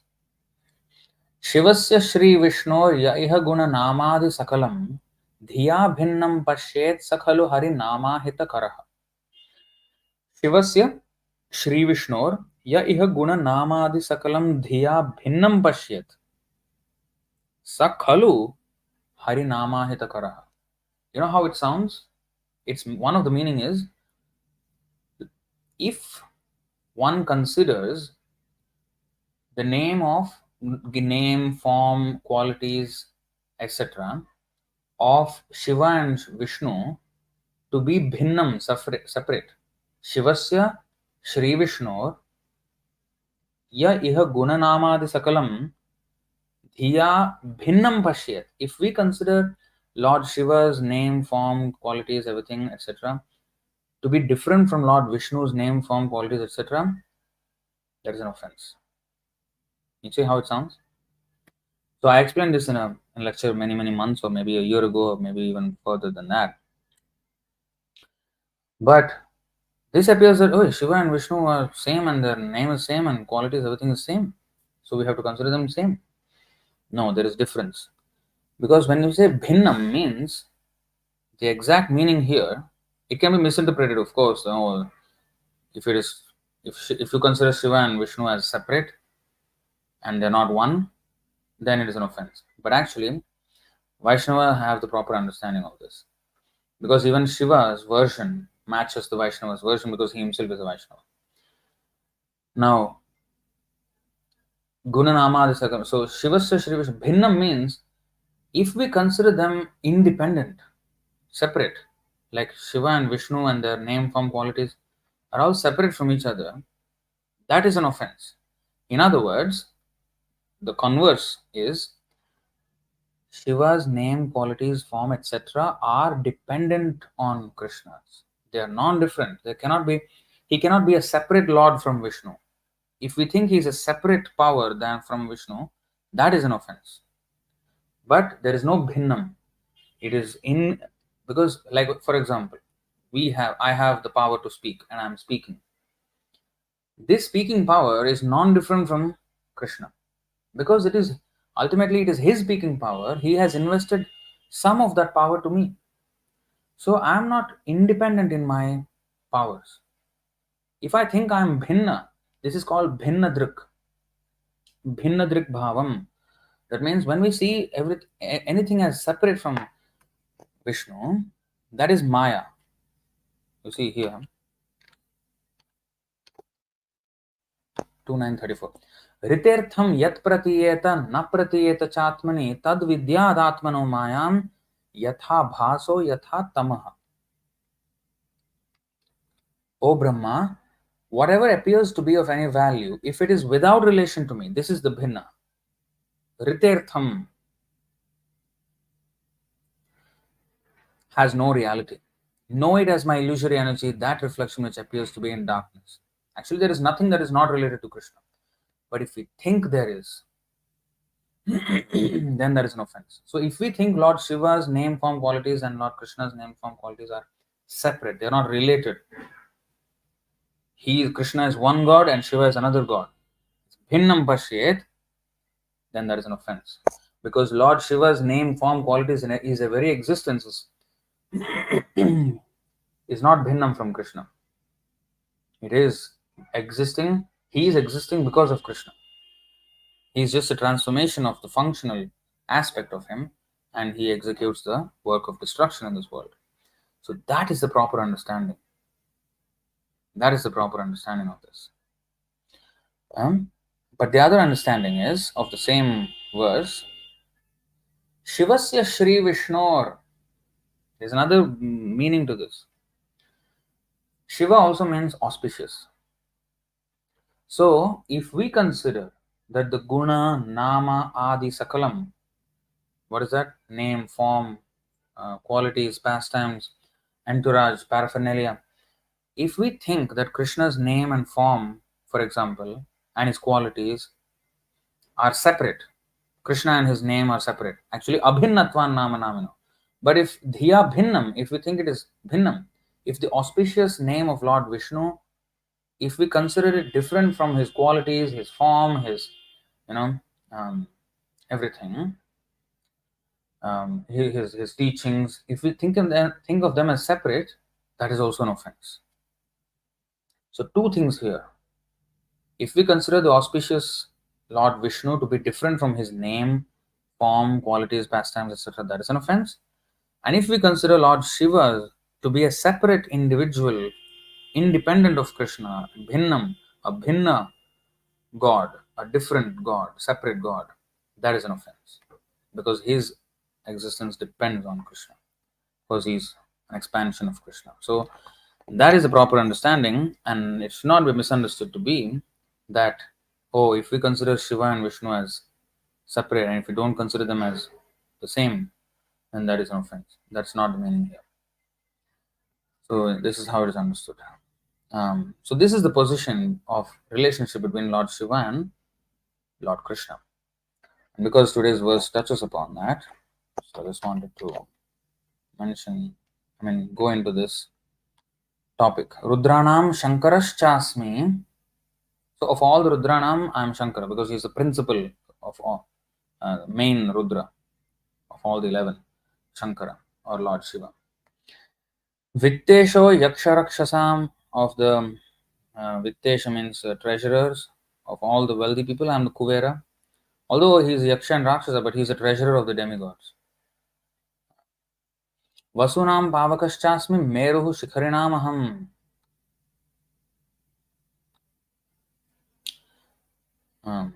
Of Vasus, there are 8 Vasus, and fire, Agni is the principal one, so he is Agni.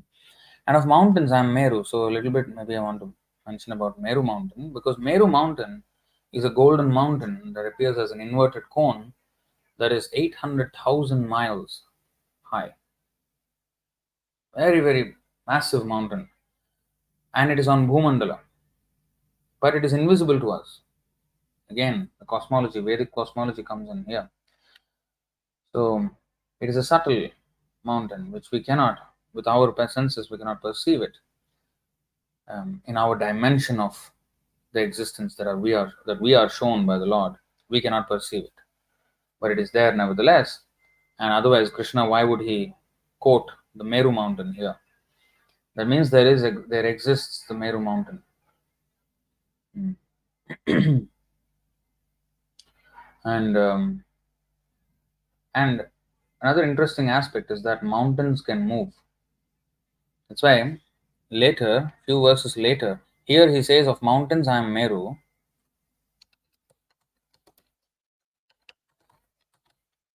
and then two verses later he says this: of immovable things I am the Himalayas. Sthavaranam Himalaya.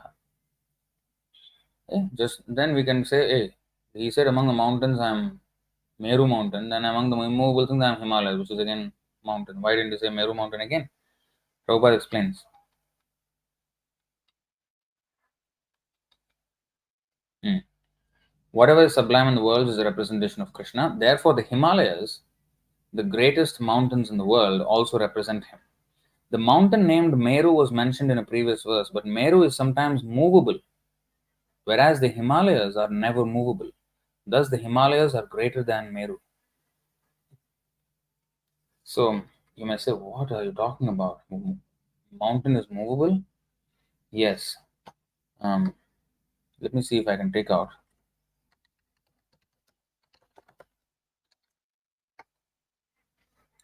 8, 11, 12. Okay. When Indra, the defeater of enemies, released his infallible thunderbolt scepter at Bali Maharaj with a desire to kill him, Bali Maharaj indeed fell to the ground with his airplane like a mountain with its wings cut off. You see the explanation. Chinna pakshaha acha. Chinna pakshaha pakshaha iva achalaha. Achalaha means mountain, means it cannot move. But chinna pakshaha. So it's interesting. How come an achala mountain is so hard to move? So purport. In many descriptions in Vedic literature, it is found that mountains also fly in the sky with wings. When such mountains are dead, they fall to the ground, where they stay as very large dead bodies. So the mountains are actually, it's very interesting. They're actually dead bodies. Mountains. That's why there are living entities which are stones. When they're dead, they fall to the ground where they stay as very large dead bodies. So this is very different understanding from what geology tells us, modern geology, which is like, the tectonic plates when they come, and then there is, so one part of it goes above, and that creates this ridges of mountain ridges, and two tectonic plates landlocked, and then that creates a mountain. That way it is mentioned. Now, we may see some of that in modern science, but at the same time, there is other aspects, subtler aspects also working, which are not visible to us. Like, as much as we say that Indra is in charge of the rainfall, and the modern scientists would say, come on, it's just sun evaporating the water from the oceans, and that evaporation, and then it becomes, they form clouds, and then condensation, and then eventually it falls as rain. And the wind carries the clouds elsewhere, and it falls rain somewhere else. There's no Indra here, right? This is the illusory power of the Lord, where what they say is also true. And that example is here in the Nectar of Devotion. I'll try to take it out. Hmm.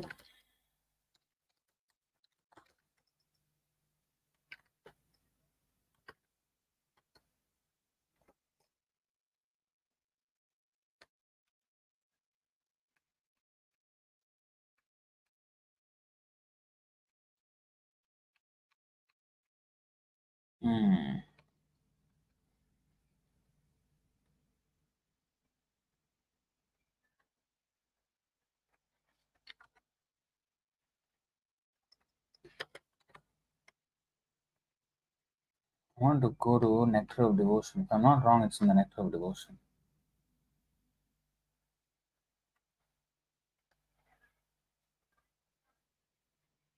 You see this example. The water coming from the sea as cloud falls down as rain, and the actual goal is to flow down to the river and again to the sea. So you see, this is the principle of what the modern science tells us.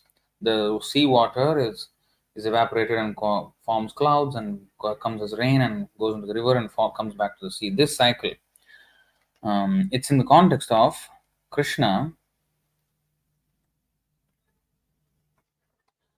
receiving the teachings from Sandipani Muni, whereas Krishna is the ocean of knowledge himself, but that knowledge through the parampara system through Sandipani Muni again is coming back to Krishna.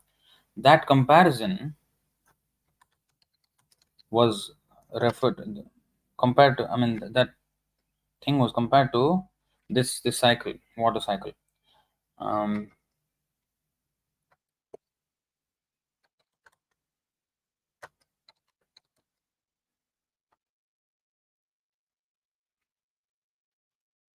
hmm, just see this nectar of devotion.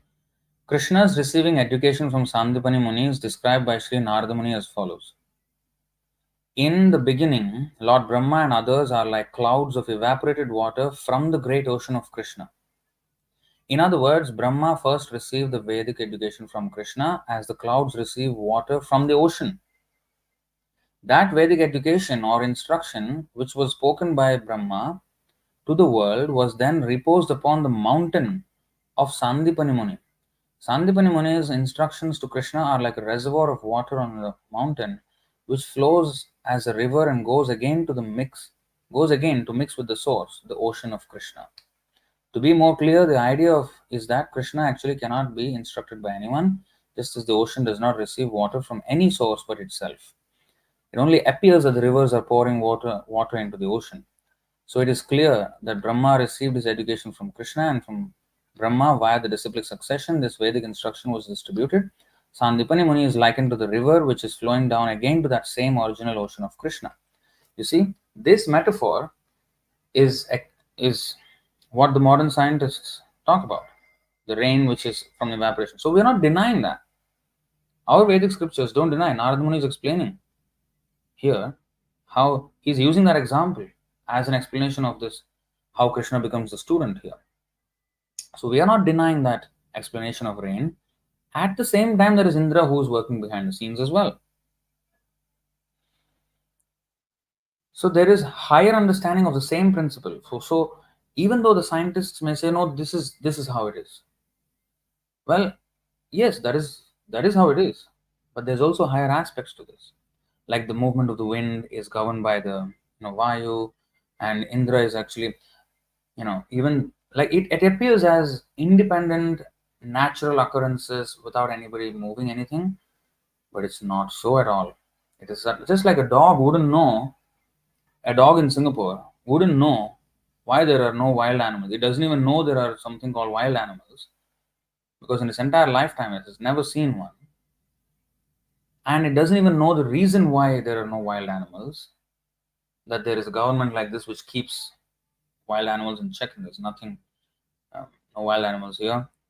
So he doesn't have idea of how he's even existing, why there is such a peaceful life. If it was a forest, he would have a much different life, and it is only the way it is because of a higher souls who are human beings who have a government and who are governing in a certain way in a certain way, which is why the dog is having its comfortable life. Now the dog will think, oh, I'm in this place, this road is there, this grass is there. Of course it doesn't know the word road and grass, but this place and that place, this is where I can get food. So his understanding of life and how this entire existence is within the experience of his bigger conditions which are offered to him by the human beings, which he doesn't even realize. So just as the animals do not know that there is a whole government by the human beings which affects their life. So similarly, we are not aware of how our experience is managed by higher, even higher powers called the demigods. Um, what we see is reality, yes, like this evaporation. That's, yes, one explanation of rain. That same thing, what is happening, what until the slice where we can perceive it, that is true. Yet, those have higher, for example, the sun evaporates the water. Why some places get rain, some places don't get rain, whereas some places it rains one year, another time it doesn't rain? It's erratic. What is governing these? Yeah, you may say, oh, wind, why are these happening? What is governing these things? Why it is so unpredictable? They have weather forecasting, but again, it cannot be 100% accurate. They're just seeing, okay, we can estimate this thing, but they cannot estimate, for example, weather forecast like 30 years from now or 1 year from now. There may be a typhoon which they cannot explain. A regular pattern, yeah, there will be summer, winter, and all that, but there can be many shifts. So these things, there are higher powers. The general principle is, yes, it evaporates, wind carries the clouds, but where the wind carries, to which place it carries the clouds, and how much water will be poured upon the land. So all these things are more intricate. The general principle, they may have got it right, but how exactly this is happening, they do not know. So we accept. It's not that we completely reject. Oh, we are, we reject or deny the direct evidence that is being presented to us. No, we don't. Yeah, it may be true, but beyond that, there are even higher powers which you are not aware of. So we don't deny either of the explanations, but they deny one of those explanations, which is God and demigod. This side of things, which is more subtle, and therefore they cannot perceive it. They're dull-headed. They can only understand up until gross level. Subtle, they cannot understand. So, from the Vedic literature, we have to expand our awareness of these principles of how Krishna is governing through subtle to gross, how it is coming down. Um, we have to understand the connection. So, that's proper understanding.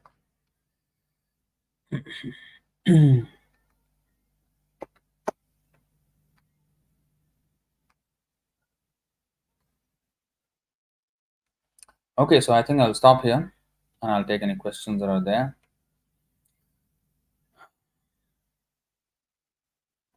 So many comments.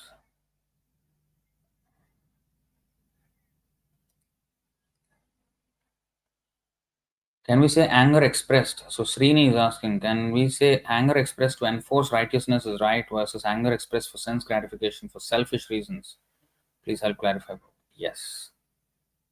So those who accuse that, oh, sadhus, you people cannot get angry, you should not get angry. Why are you getting angry? So that is the wrong thing. I mean, Hanuman got angry. Why do you accept him as a big sadhu, big devotee of Ram? Why he should not be accepted? No, he got angry. He burned the whole Lanka. What's proper anger? So similarly, if we get angry with non-devotional principles, that is to enforce righteousness, as you said, that is correct anger.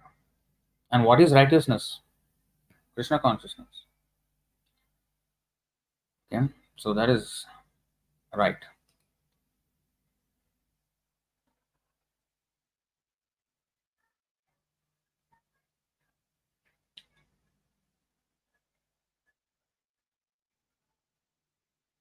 Hmm. Manu Prabhu is asking, if the mode of ignorance is represented as destructive force, then how does idle laziness or miserly nature in executing duties and plans consider also tamoguna? So tamoguna, I mean, destruction happens in different ways. So when you're lazy, and lazy especially about spiritual life,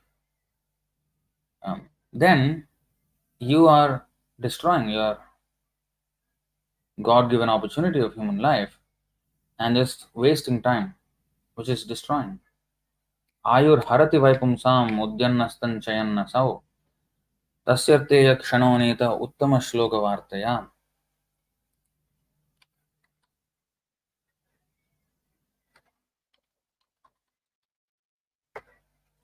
2:317, it's a very often quoted verse. Ayur harati. Harati means decreases or destroys. Harati. Our lifetime is being destroyed by the rising and setting of the sun. Both by rising and by setting, the sun decreases the duration of life of everyone, except one who utilizes the time by discussing topics of the all-good personality of Godhead. So time gone without remembrance of Krishna is destruction, basically. सहानिस्तन्महच्छिद्रं समोहः स च विभ्रमः यन्मुहूर्तं क्षणं वापि वासुदेवं न चिन्तयेत्. If even for a moment remembrance of Vasudeva, the Supreme Personality of Godhead, is missed, that is the greatest loss, that is the greatest illusion, and that is the greatest anomaly. See? Greatest loss. That is destruction. So, laziness is therefore destruction.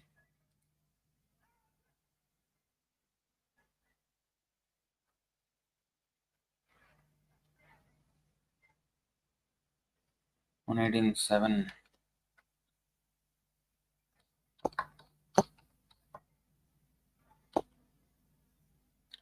नानुद्वेष्टि कलिं सम्राट सारंग इव सारभुक् कुशलान्याशु सिद्ध्यन्ति नेतराणि कृतानि यत्.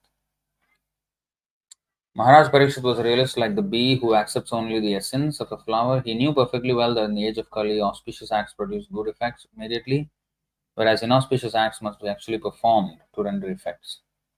So he was never envious of the personality of Kali. So in Kali Yuga, if you think of doing something bad, you are not immediately punished. Whereas in other yugas, if you think of committing something wrong, you're already punished for it, as if you have done it. So even the thought of it counts as wrong. In Kali Yuga, we are excused from that. If we are thinking of something wrong, it is not punished, because that is a concession for our living entities here, humans, because it's so polluted. So the Lord gives us a little bit of concession. Unless you perform the act, sinful act, it is not considered punishable. That does not mean, oh, then I can think of all nonsense things. No, because eventually our thinking will manifest into actions. Our thinking will manifest into words and then into actions. So cut it before it goes further. And by purification, I mean by Krishna consciousness, purify until even our thoughts are pure and we are no more even thinking wrongly. That's the whole idea. So it is to give us a buffer and not punished for every single thought that we get. So before it goes further, there is a buffer where we are given that cushioning.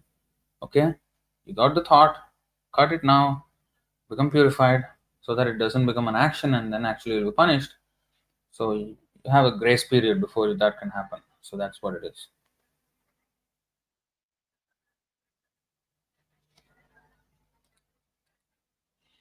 Amit Kaushik, Advaita is true. Gita 10:20 confirms Advaita. Mr. Amit, Krishna is saying there is no one equal to or superior to me. Me. Krishna, as a person, me. So there's nobody equal to Krishna. And Brahmano hi pratisthaham. The impersonal feature is resting on me, Krishna says.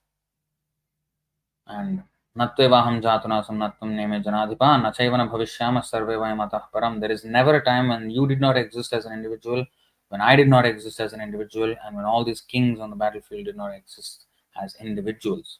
So Krishna has always been an individual. There's no such thing as Advaita. This is a load of crap. Okay.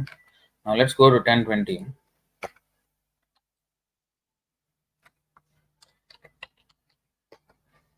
I have already done a class on this. If you cannot understand, go and watch my class again. Aham atma gudakesh sarva bhutashaya sthitah aham adischa madhyam cha bhutanam anta eva cha. And you say this is the explanation of Advaita. I am the super soul of Arjuna, seated in the hearts of all living entities. I am the beginning, the middle, and the end of all beings. How does that? How is that Advaita?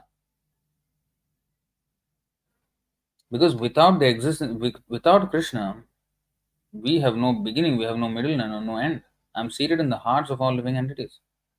That doesn't mean I am now Krishna. If I am Krishna, then I should be controlling the whole world.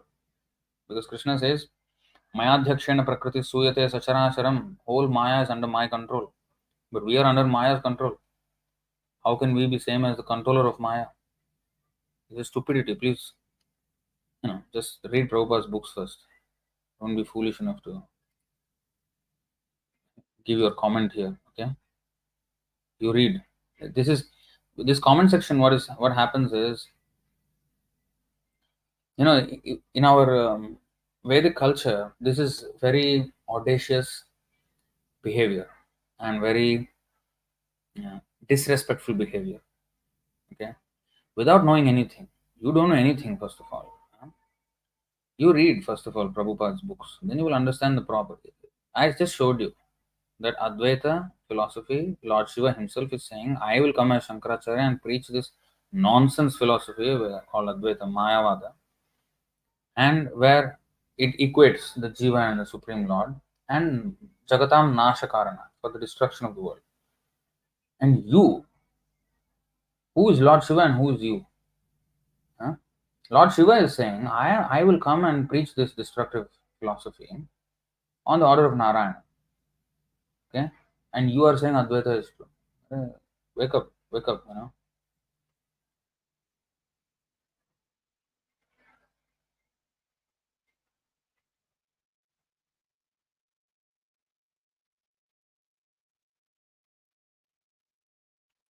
Okay, I think it is quoted here. Let me.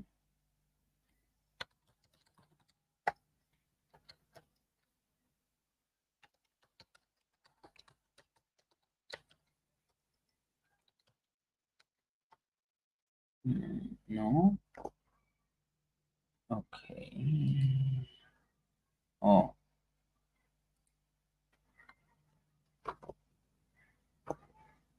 Hmm.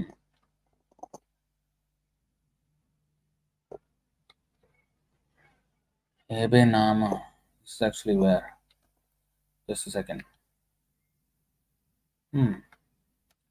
Where is it exactly though? It's all the tributes of all the Vyasapuja offerings.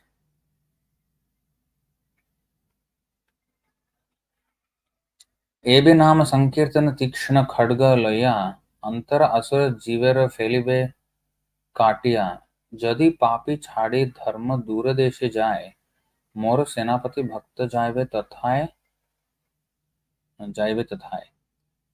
Taking the sharp sword of the congregational chanting of the Hare Krishna Mahamantra, I will root out and destroy the demoniac mentality in the hearts of all conditioned souls. If some sinful people escape, going to far off countries, then my Senapati Bhakta, general of the commander in chief of the devotees, will come at that time to give them Krishna consciousness. Chaitanya Mangal, Sutra Khanda 564 and 65. Interesting. Chaitanya Mangal is by Lochandas Thakur, if I'm not wrong. Okay. Okay, so then.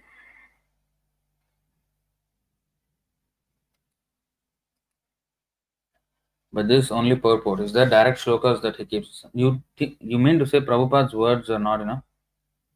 Prabhupada's words are Krishna's words. And when some Acharya gives his commentary, okay, say Bhaktisiddhanta Saraswati Thakur said this, Vishwanath Chakravarti Thakur said this, Sridhar Swami said this, we immediately accept, oh, this Acharya said that. But when Prabhupada says, why? Prabhupada is as great as an Acharya as them, if not greater. Of course, by their mercy. So when he says something, Krishna is dictating and is writing. So it is true. He keeps his distance. There must be, of course, shloka somewhere. I have no time to find out and search for it now. But, when an Acharya says, we should not doubt it. So purport means something not less important. Prabhupada's purport means it's Prabhupada's commentary.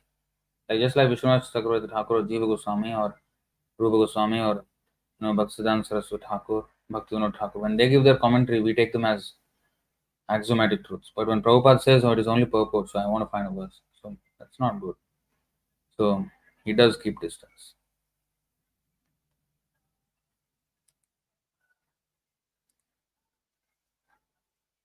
Can't Lord Shiva again manifest as Krishna? No, no, it's not that. Uh, Krishna manifests as Lord Shiva. Krishna expands himself into Lord Shiva when he has to deal with this material world. So, Lord Shiva is the functional incarnation of Krishna. Understand? Just like from yogurt, you cannot get back milk again. Similarly, from Shiva, there's no manifesting again as Krishna. How can the Shakti or the potency of the Lord be manifesting again as Supreme? He is the origin. Origin means by definition, he is the origin. So he eternally exists as Shiva to perform his function of the task of destruction.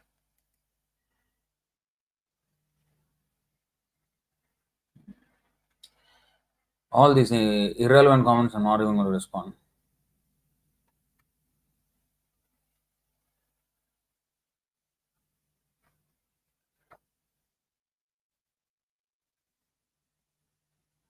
This Hardeep, you're wasting time only.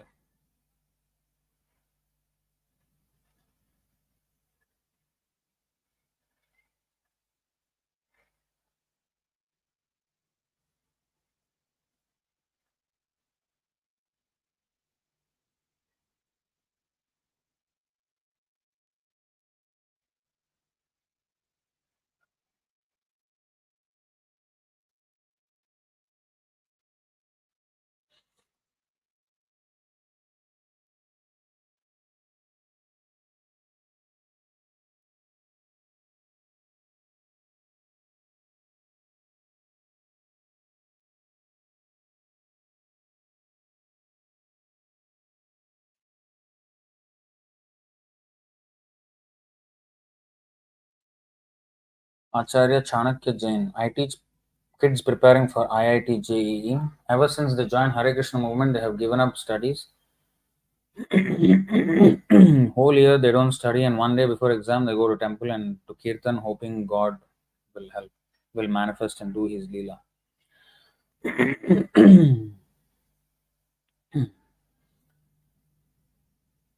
You know what?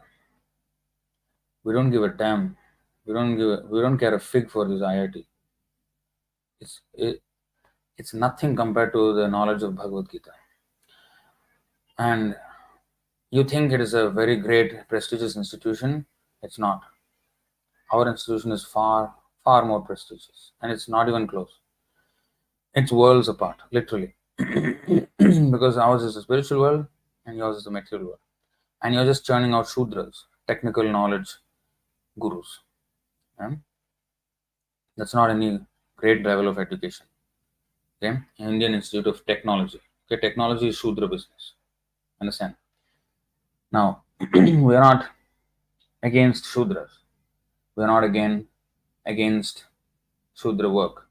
But don't come and posit yourself as, something greater than the Brahmanas or the. We're not talking about caste here. We're talking about qualification. Okay, technology should serve the purpose of God. Okay, God comes first. Technology is just a means. It's just a tool. It has to serve the purpose of God, which is communicated by the Brahmanas. Okay, technology has to serve that. That's the position of technology. Don't posit technology as something which is so important. I know, oh, these guys, they just give up and then whole year don't study and then go to the temple hoping God will do Leela. In fact, your IIT exam and all this is wasting time. Okay, wasting time because it is taking children who are intelligent away from their actual human goal of life and putting them in a conveyor belt where they will be slaves of corporate entities who will make money out of them, exploit them, and waste their human life, which is meant for taking us out of this cycle of birth and death, where they're supposed to extricate themselves from the cycle of birth and death.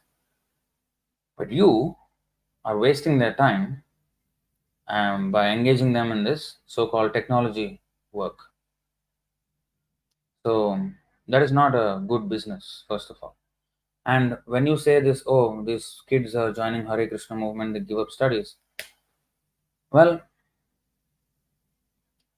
they have lost, I mean, those who are serious, they lose interest in materialistic studies because they're now involved in spiritual studies, which is a way higher topic. Okay. Now, because of family pressure or so, maybe they try for, passing, IIT or whatever. But ultimately, they're not interested. I was in that position. I was a student, not of IIT. I was studying in Singapore. But once I came to Krishna consciousness, I lost my interest in studies because there's no. I mean, when you already know something is so low class and you have a higher taste in life, why do you want to go back to that lower taste? You would not want to.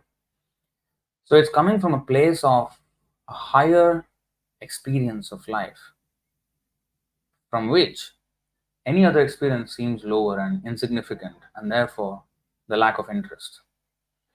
But I'm sure that the devotees who may go to temple, they don't hope God to do some leela in the IIT. That's not what that's your misunderstanding. Okay, you don't pass judgments here. You come and read Bhagavad Gita. Start your real education. Don't think that you're teaching these IIT kids, how to go into IIT. That's you're doing some big, and your name is Acharya. To become a proper Acharya, first to follow Achar, which is to first of all read Bhagavad Gita. Do that first. Okay, be humble. Don't come and show your arrogance here. It's not your business. That's what this material education will give you. You become arrogant. Vidya Vinaya Sampanne Brahmane Gavyahastane. Real Vidya will make you humble. Humble before God, before Krishna, before His opinion. You accept Krishna's opinion. You accept because His opinions are facts. Our opinions are not facts. May or may not be facts. Krishna's opinions are facts.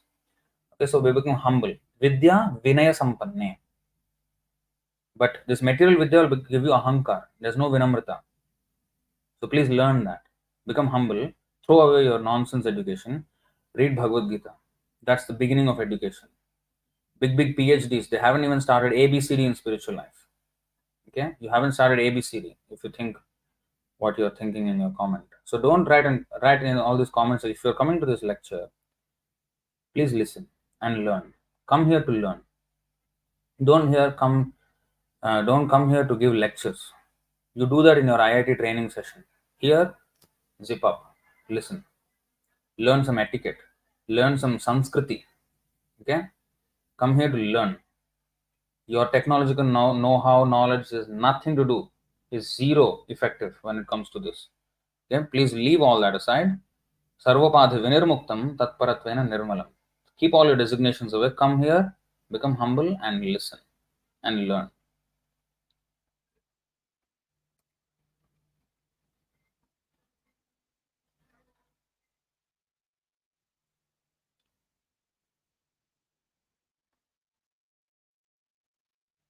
This Hardeep always has so many complaints. Okay, you do class in Hindi, okay? You go somewhere else, do class in Hindi. Why do you come and comment on my lecture? Get lost.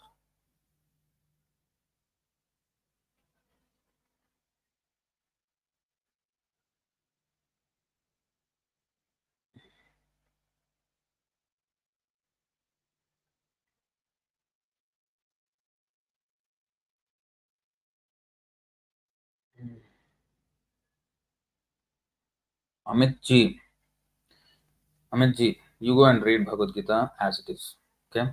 Don't quote here and there, here and there. Bhagavatam never supports Advaita. Okay, you say Advaita is true, then get lost now. Do your own lecture. Get lost.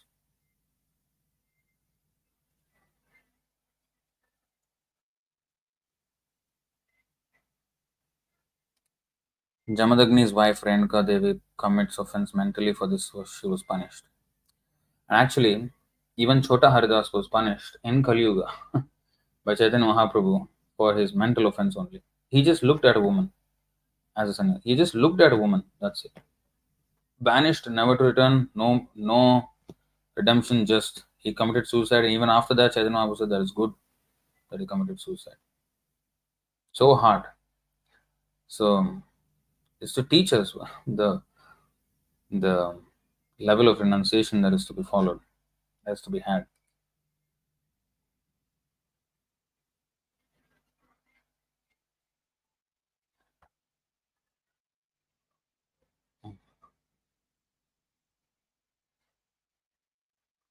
There are so many idiots today on the comment section.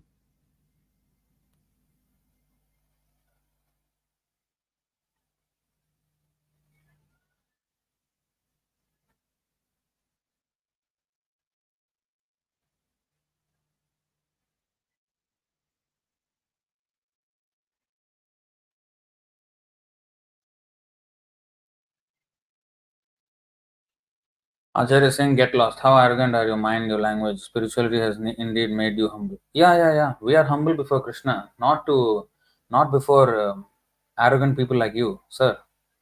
Understand? We are humble to Krishna. We accept Krishna. If you have to be humble in front of Krishna, why are you talking? Is that not arrogance? So I have to ask you to shut up because you have to shut up in front of Krishna. Who are you compared to Krishna?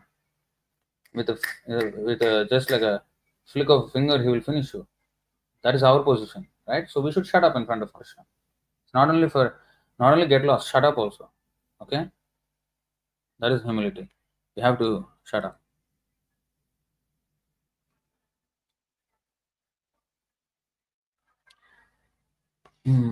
So Jyoti Sharma is asking, if Shiva cannot manifest as Krishna, then the Supreme Personality of Godhead, Krishna, who has manifested as Shiva, Krishna is now bound to rules, which is not possible. No, it's not like that. It's Krishna. See, Shiva is a personality separate from Krishna, and he is there to handle material world, and he's not exactly under the rules. He performs a function of destruction, but he's not exactly under the rules. Hmm. He sometimes puts himself as if he's under the rules for the matter of teaching others, but he's actually not under the rules of this material world.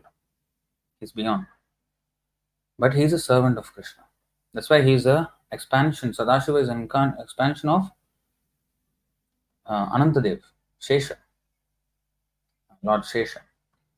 So, who Lord Shesha always, serves the Supreme Lord. Shesha means the end. That means he has reached the end of service to Krishna. That means in every single possible way you can serve Krishna, he has served. He has reached the end of service. That's why his name is Shesha. And because he serves the Lord is in unlimited ways, he's called Ananta, Ananta Shesha. Ananta and Shesha, these two. So it's not that Krishna is bound to rules. Um, he, you know, he empowers or he expands in different ways and exhibits different potencies at whichever time they are needed to serve. Even in his incarnations, only in Krishna's incarnation, he exhibits his full power. In other incarnations, that's why it's called Sampurna Bhagavan. Means all his opulences he has put on full display. Whereas in other, one or the other opulence is more magnified. For example, Buddha. Buddhi means intelligence. Buddha means one who's enlightened. So the opulence of knowledge is being exhibited there. In say, um, what is that? Narsimhadev, for example. Of course, there is also beauty. There is everything, but the might is the highlight of the incarnation. And similarly, what do you say? So each avatar there are one or two or a few of them which are more pronounced than others. But in Krishna, everything, everything, Sampurna Bhagavan. So like, that is the so he according to what is needed, he will display that much power or he will empower someone with the power required to perform a certain action. Like Prithu Maharaj is an incarnation of Krishna, but as a Shakti avatar, and he was given the power to rule. So he was empowered to rule. So in that way, we have to understand.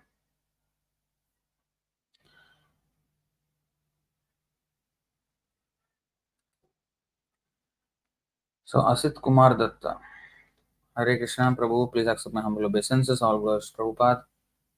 Glories to Prabhupada, humble obeisances to you as well. So he's asking, Prabhu, if someone says that Shiva is mentioned supreme in Shiva Puran and there is no mention of Krishna,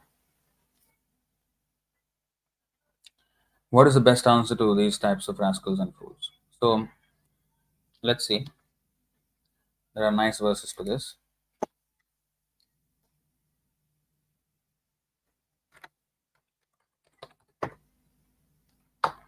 This is from Padma Puran. व्यामोहाय चराचरस्य जगतस् ते ते पुराणागमास् तां तामेव हि देवतां परमिकां जल्पन्तु कल्पावधि सिद्धान्ते पुनरेक एव भगवान् विष्णुः समस्तागमा व्यापारेषु विवेचन व्यतिकरं नीतेषु निश्चीयते. In Chaitanya Charitamrita Madhya 20.145. Please take note so that you can remember. 2145, it's from Padma Puran. And in the purport, it's just mentioned this is from Padma Puran, but the exact khanda and the chapter and verse, I have found it. It's not with me right now, but it is there. So we have actually located it in Padma Puran, where exactly it is. So it's not like something vague. So, there are many types of Vedic literatures and supplementary Puranas. In each of them, there are particular demigods who are spoken of as the chief demigods. This is just to create an illusion for moving and non moving living entities. Let them perpetually engage in such imaginations. However, when one analytically studies all these Vedic literatures collectively, he comes to the conclusion that Lord Vishnu is the one and only Supreme Personality of Godhead.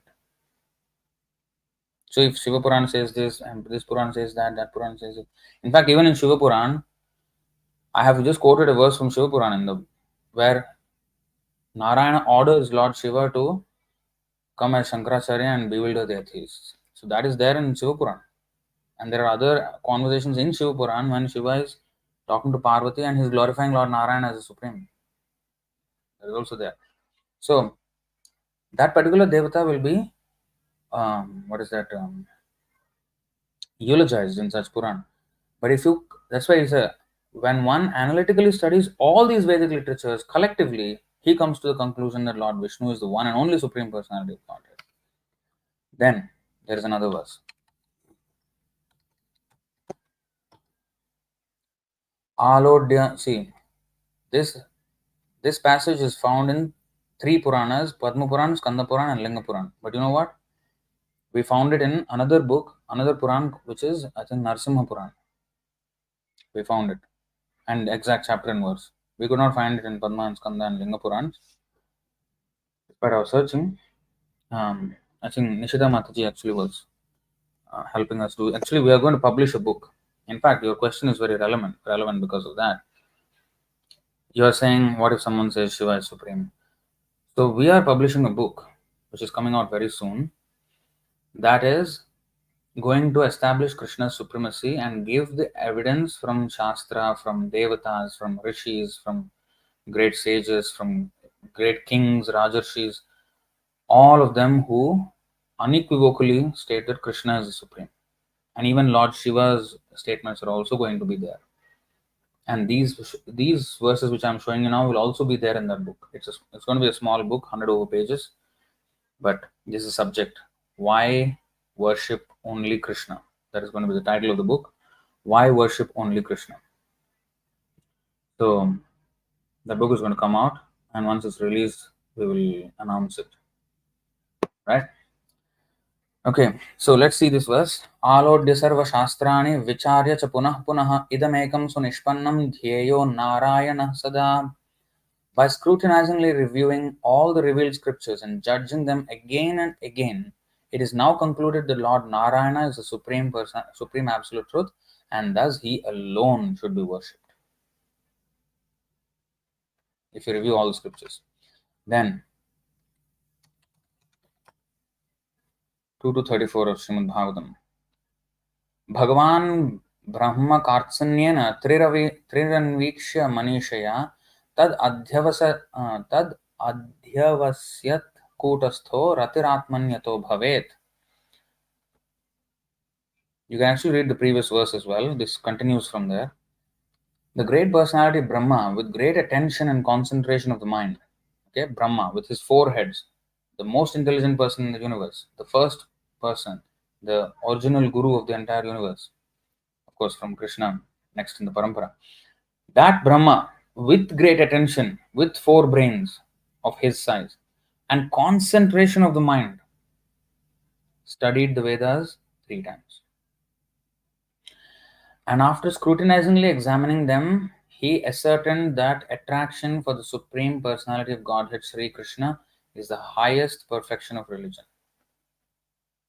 So, let's say, let's see what Lord Shiva is saying.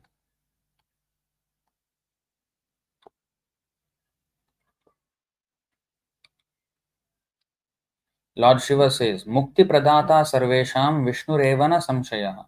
There is no doubt that Lord Vishnu is the deliverer of liberation for everyone.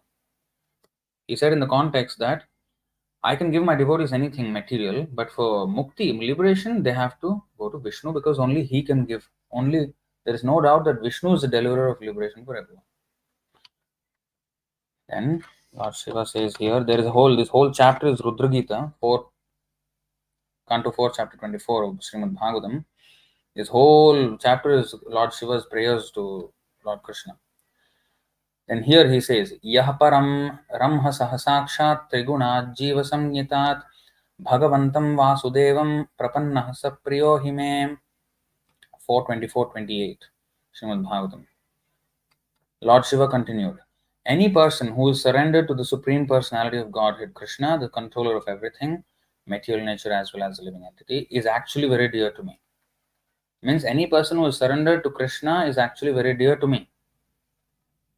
That Krishna who is the controller of material nature as well as the living entities.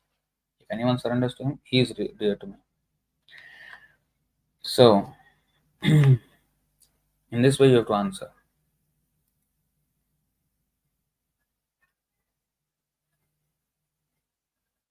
So Jyoti Sharma Mataji is saying thank you for the clarity. You're welcome.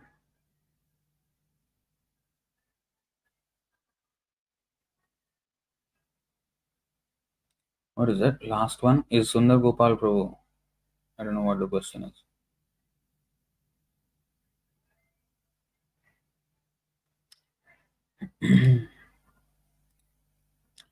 So, all right, I think I'll stop it here. Please, we'll stay in touch Saturdays, and AM is something I want to start as well, and we will get to that, and also Tattvavit show, on which we will be addressing many of these social scientific issues. We have some programs about that. I mean, so anyway, we will see you again. जय श्रीमद् भगवत गीता की जय, श्रील प्रभुपाद की जय, अनंत कोटि वैष्णव वृंद की जय, निताय गौर प्रेमानंदे, हरि हरि बोल. What is this?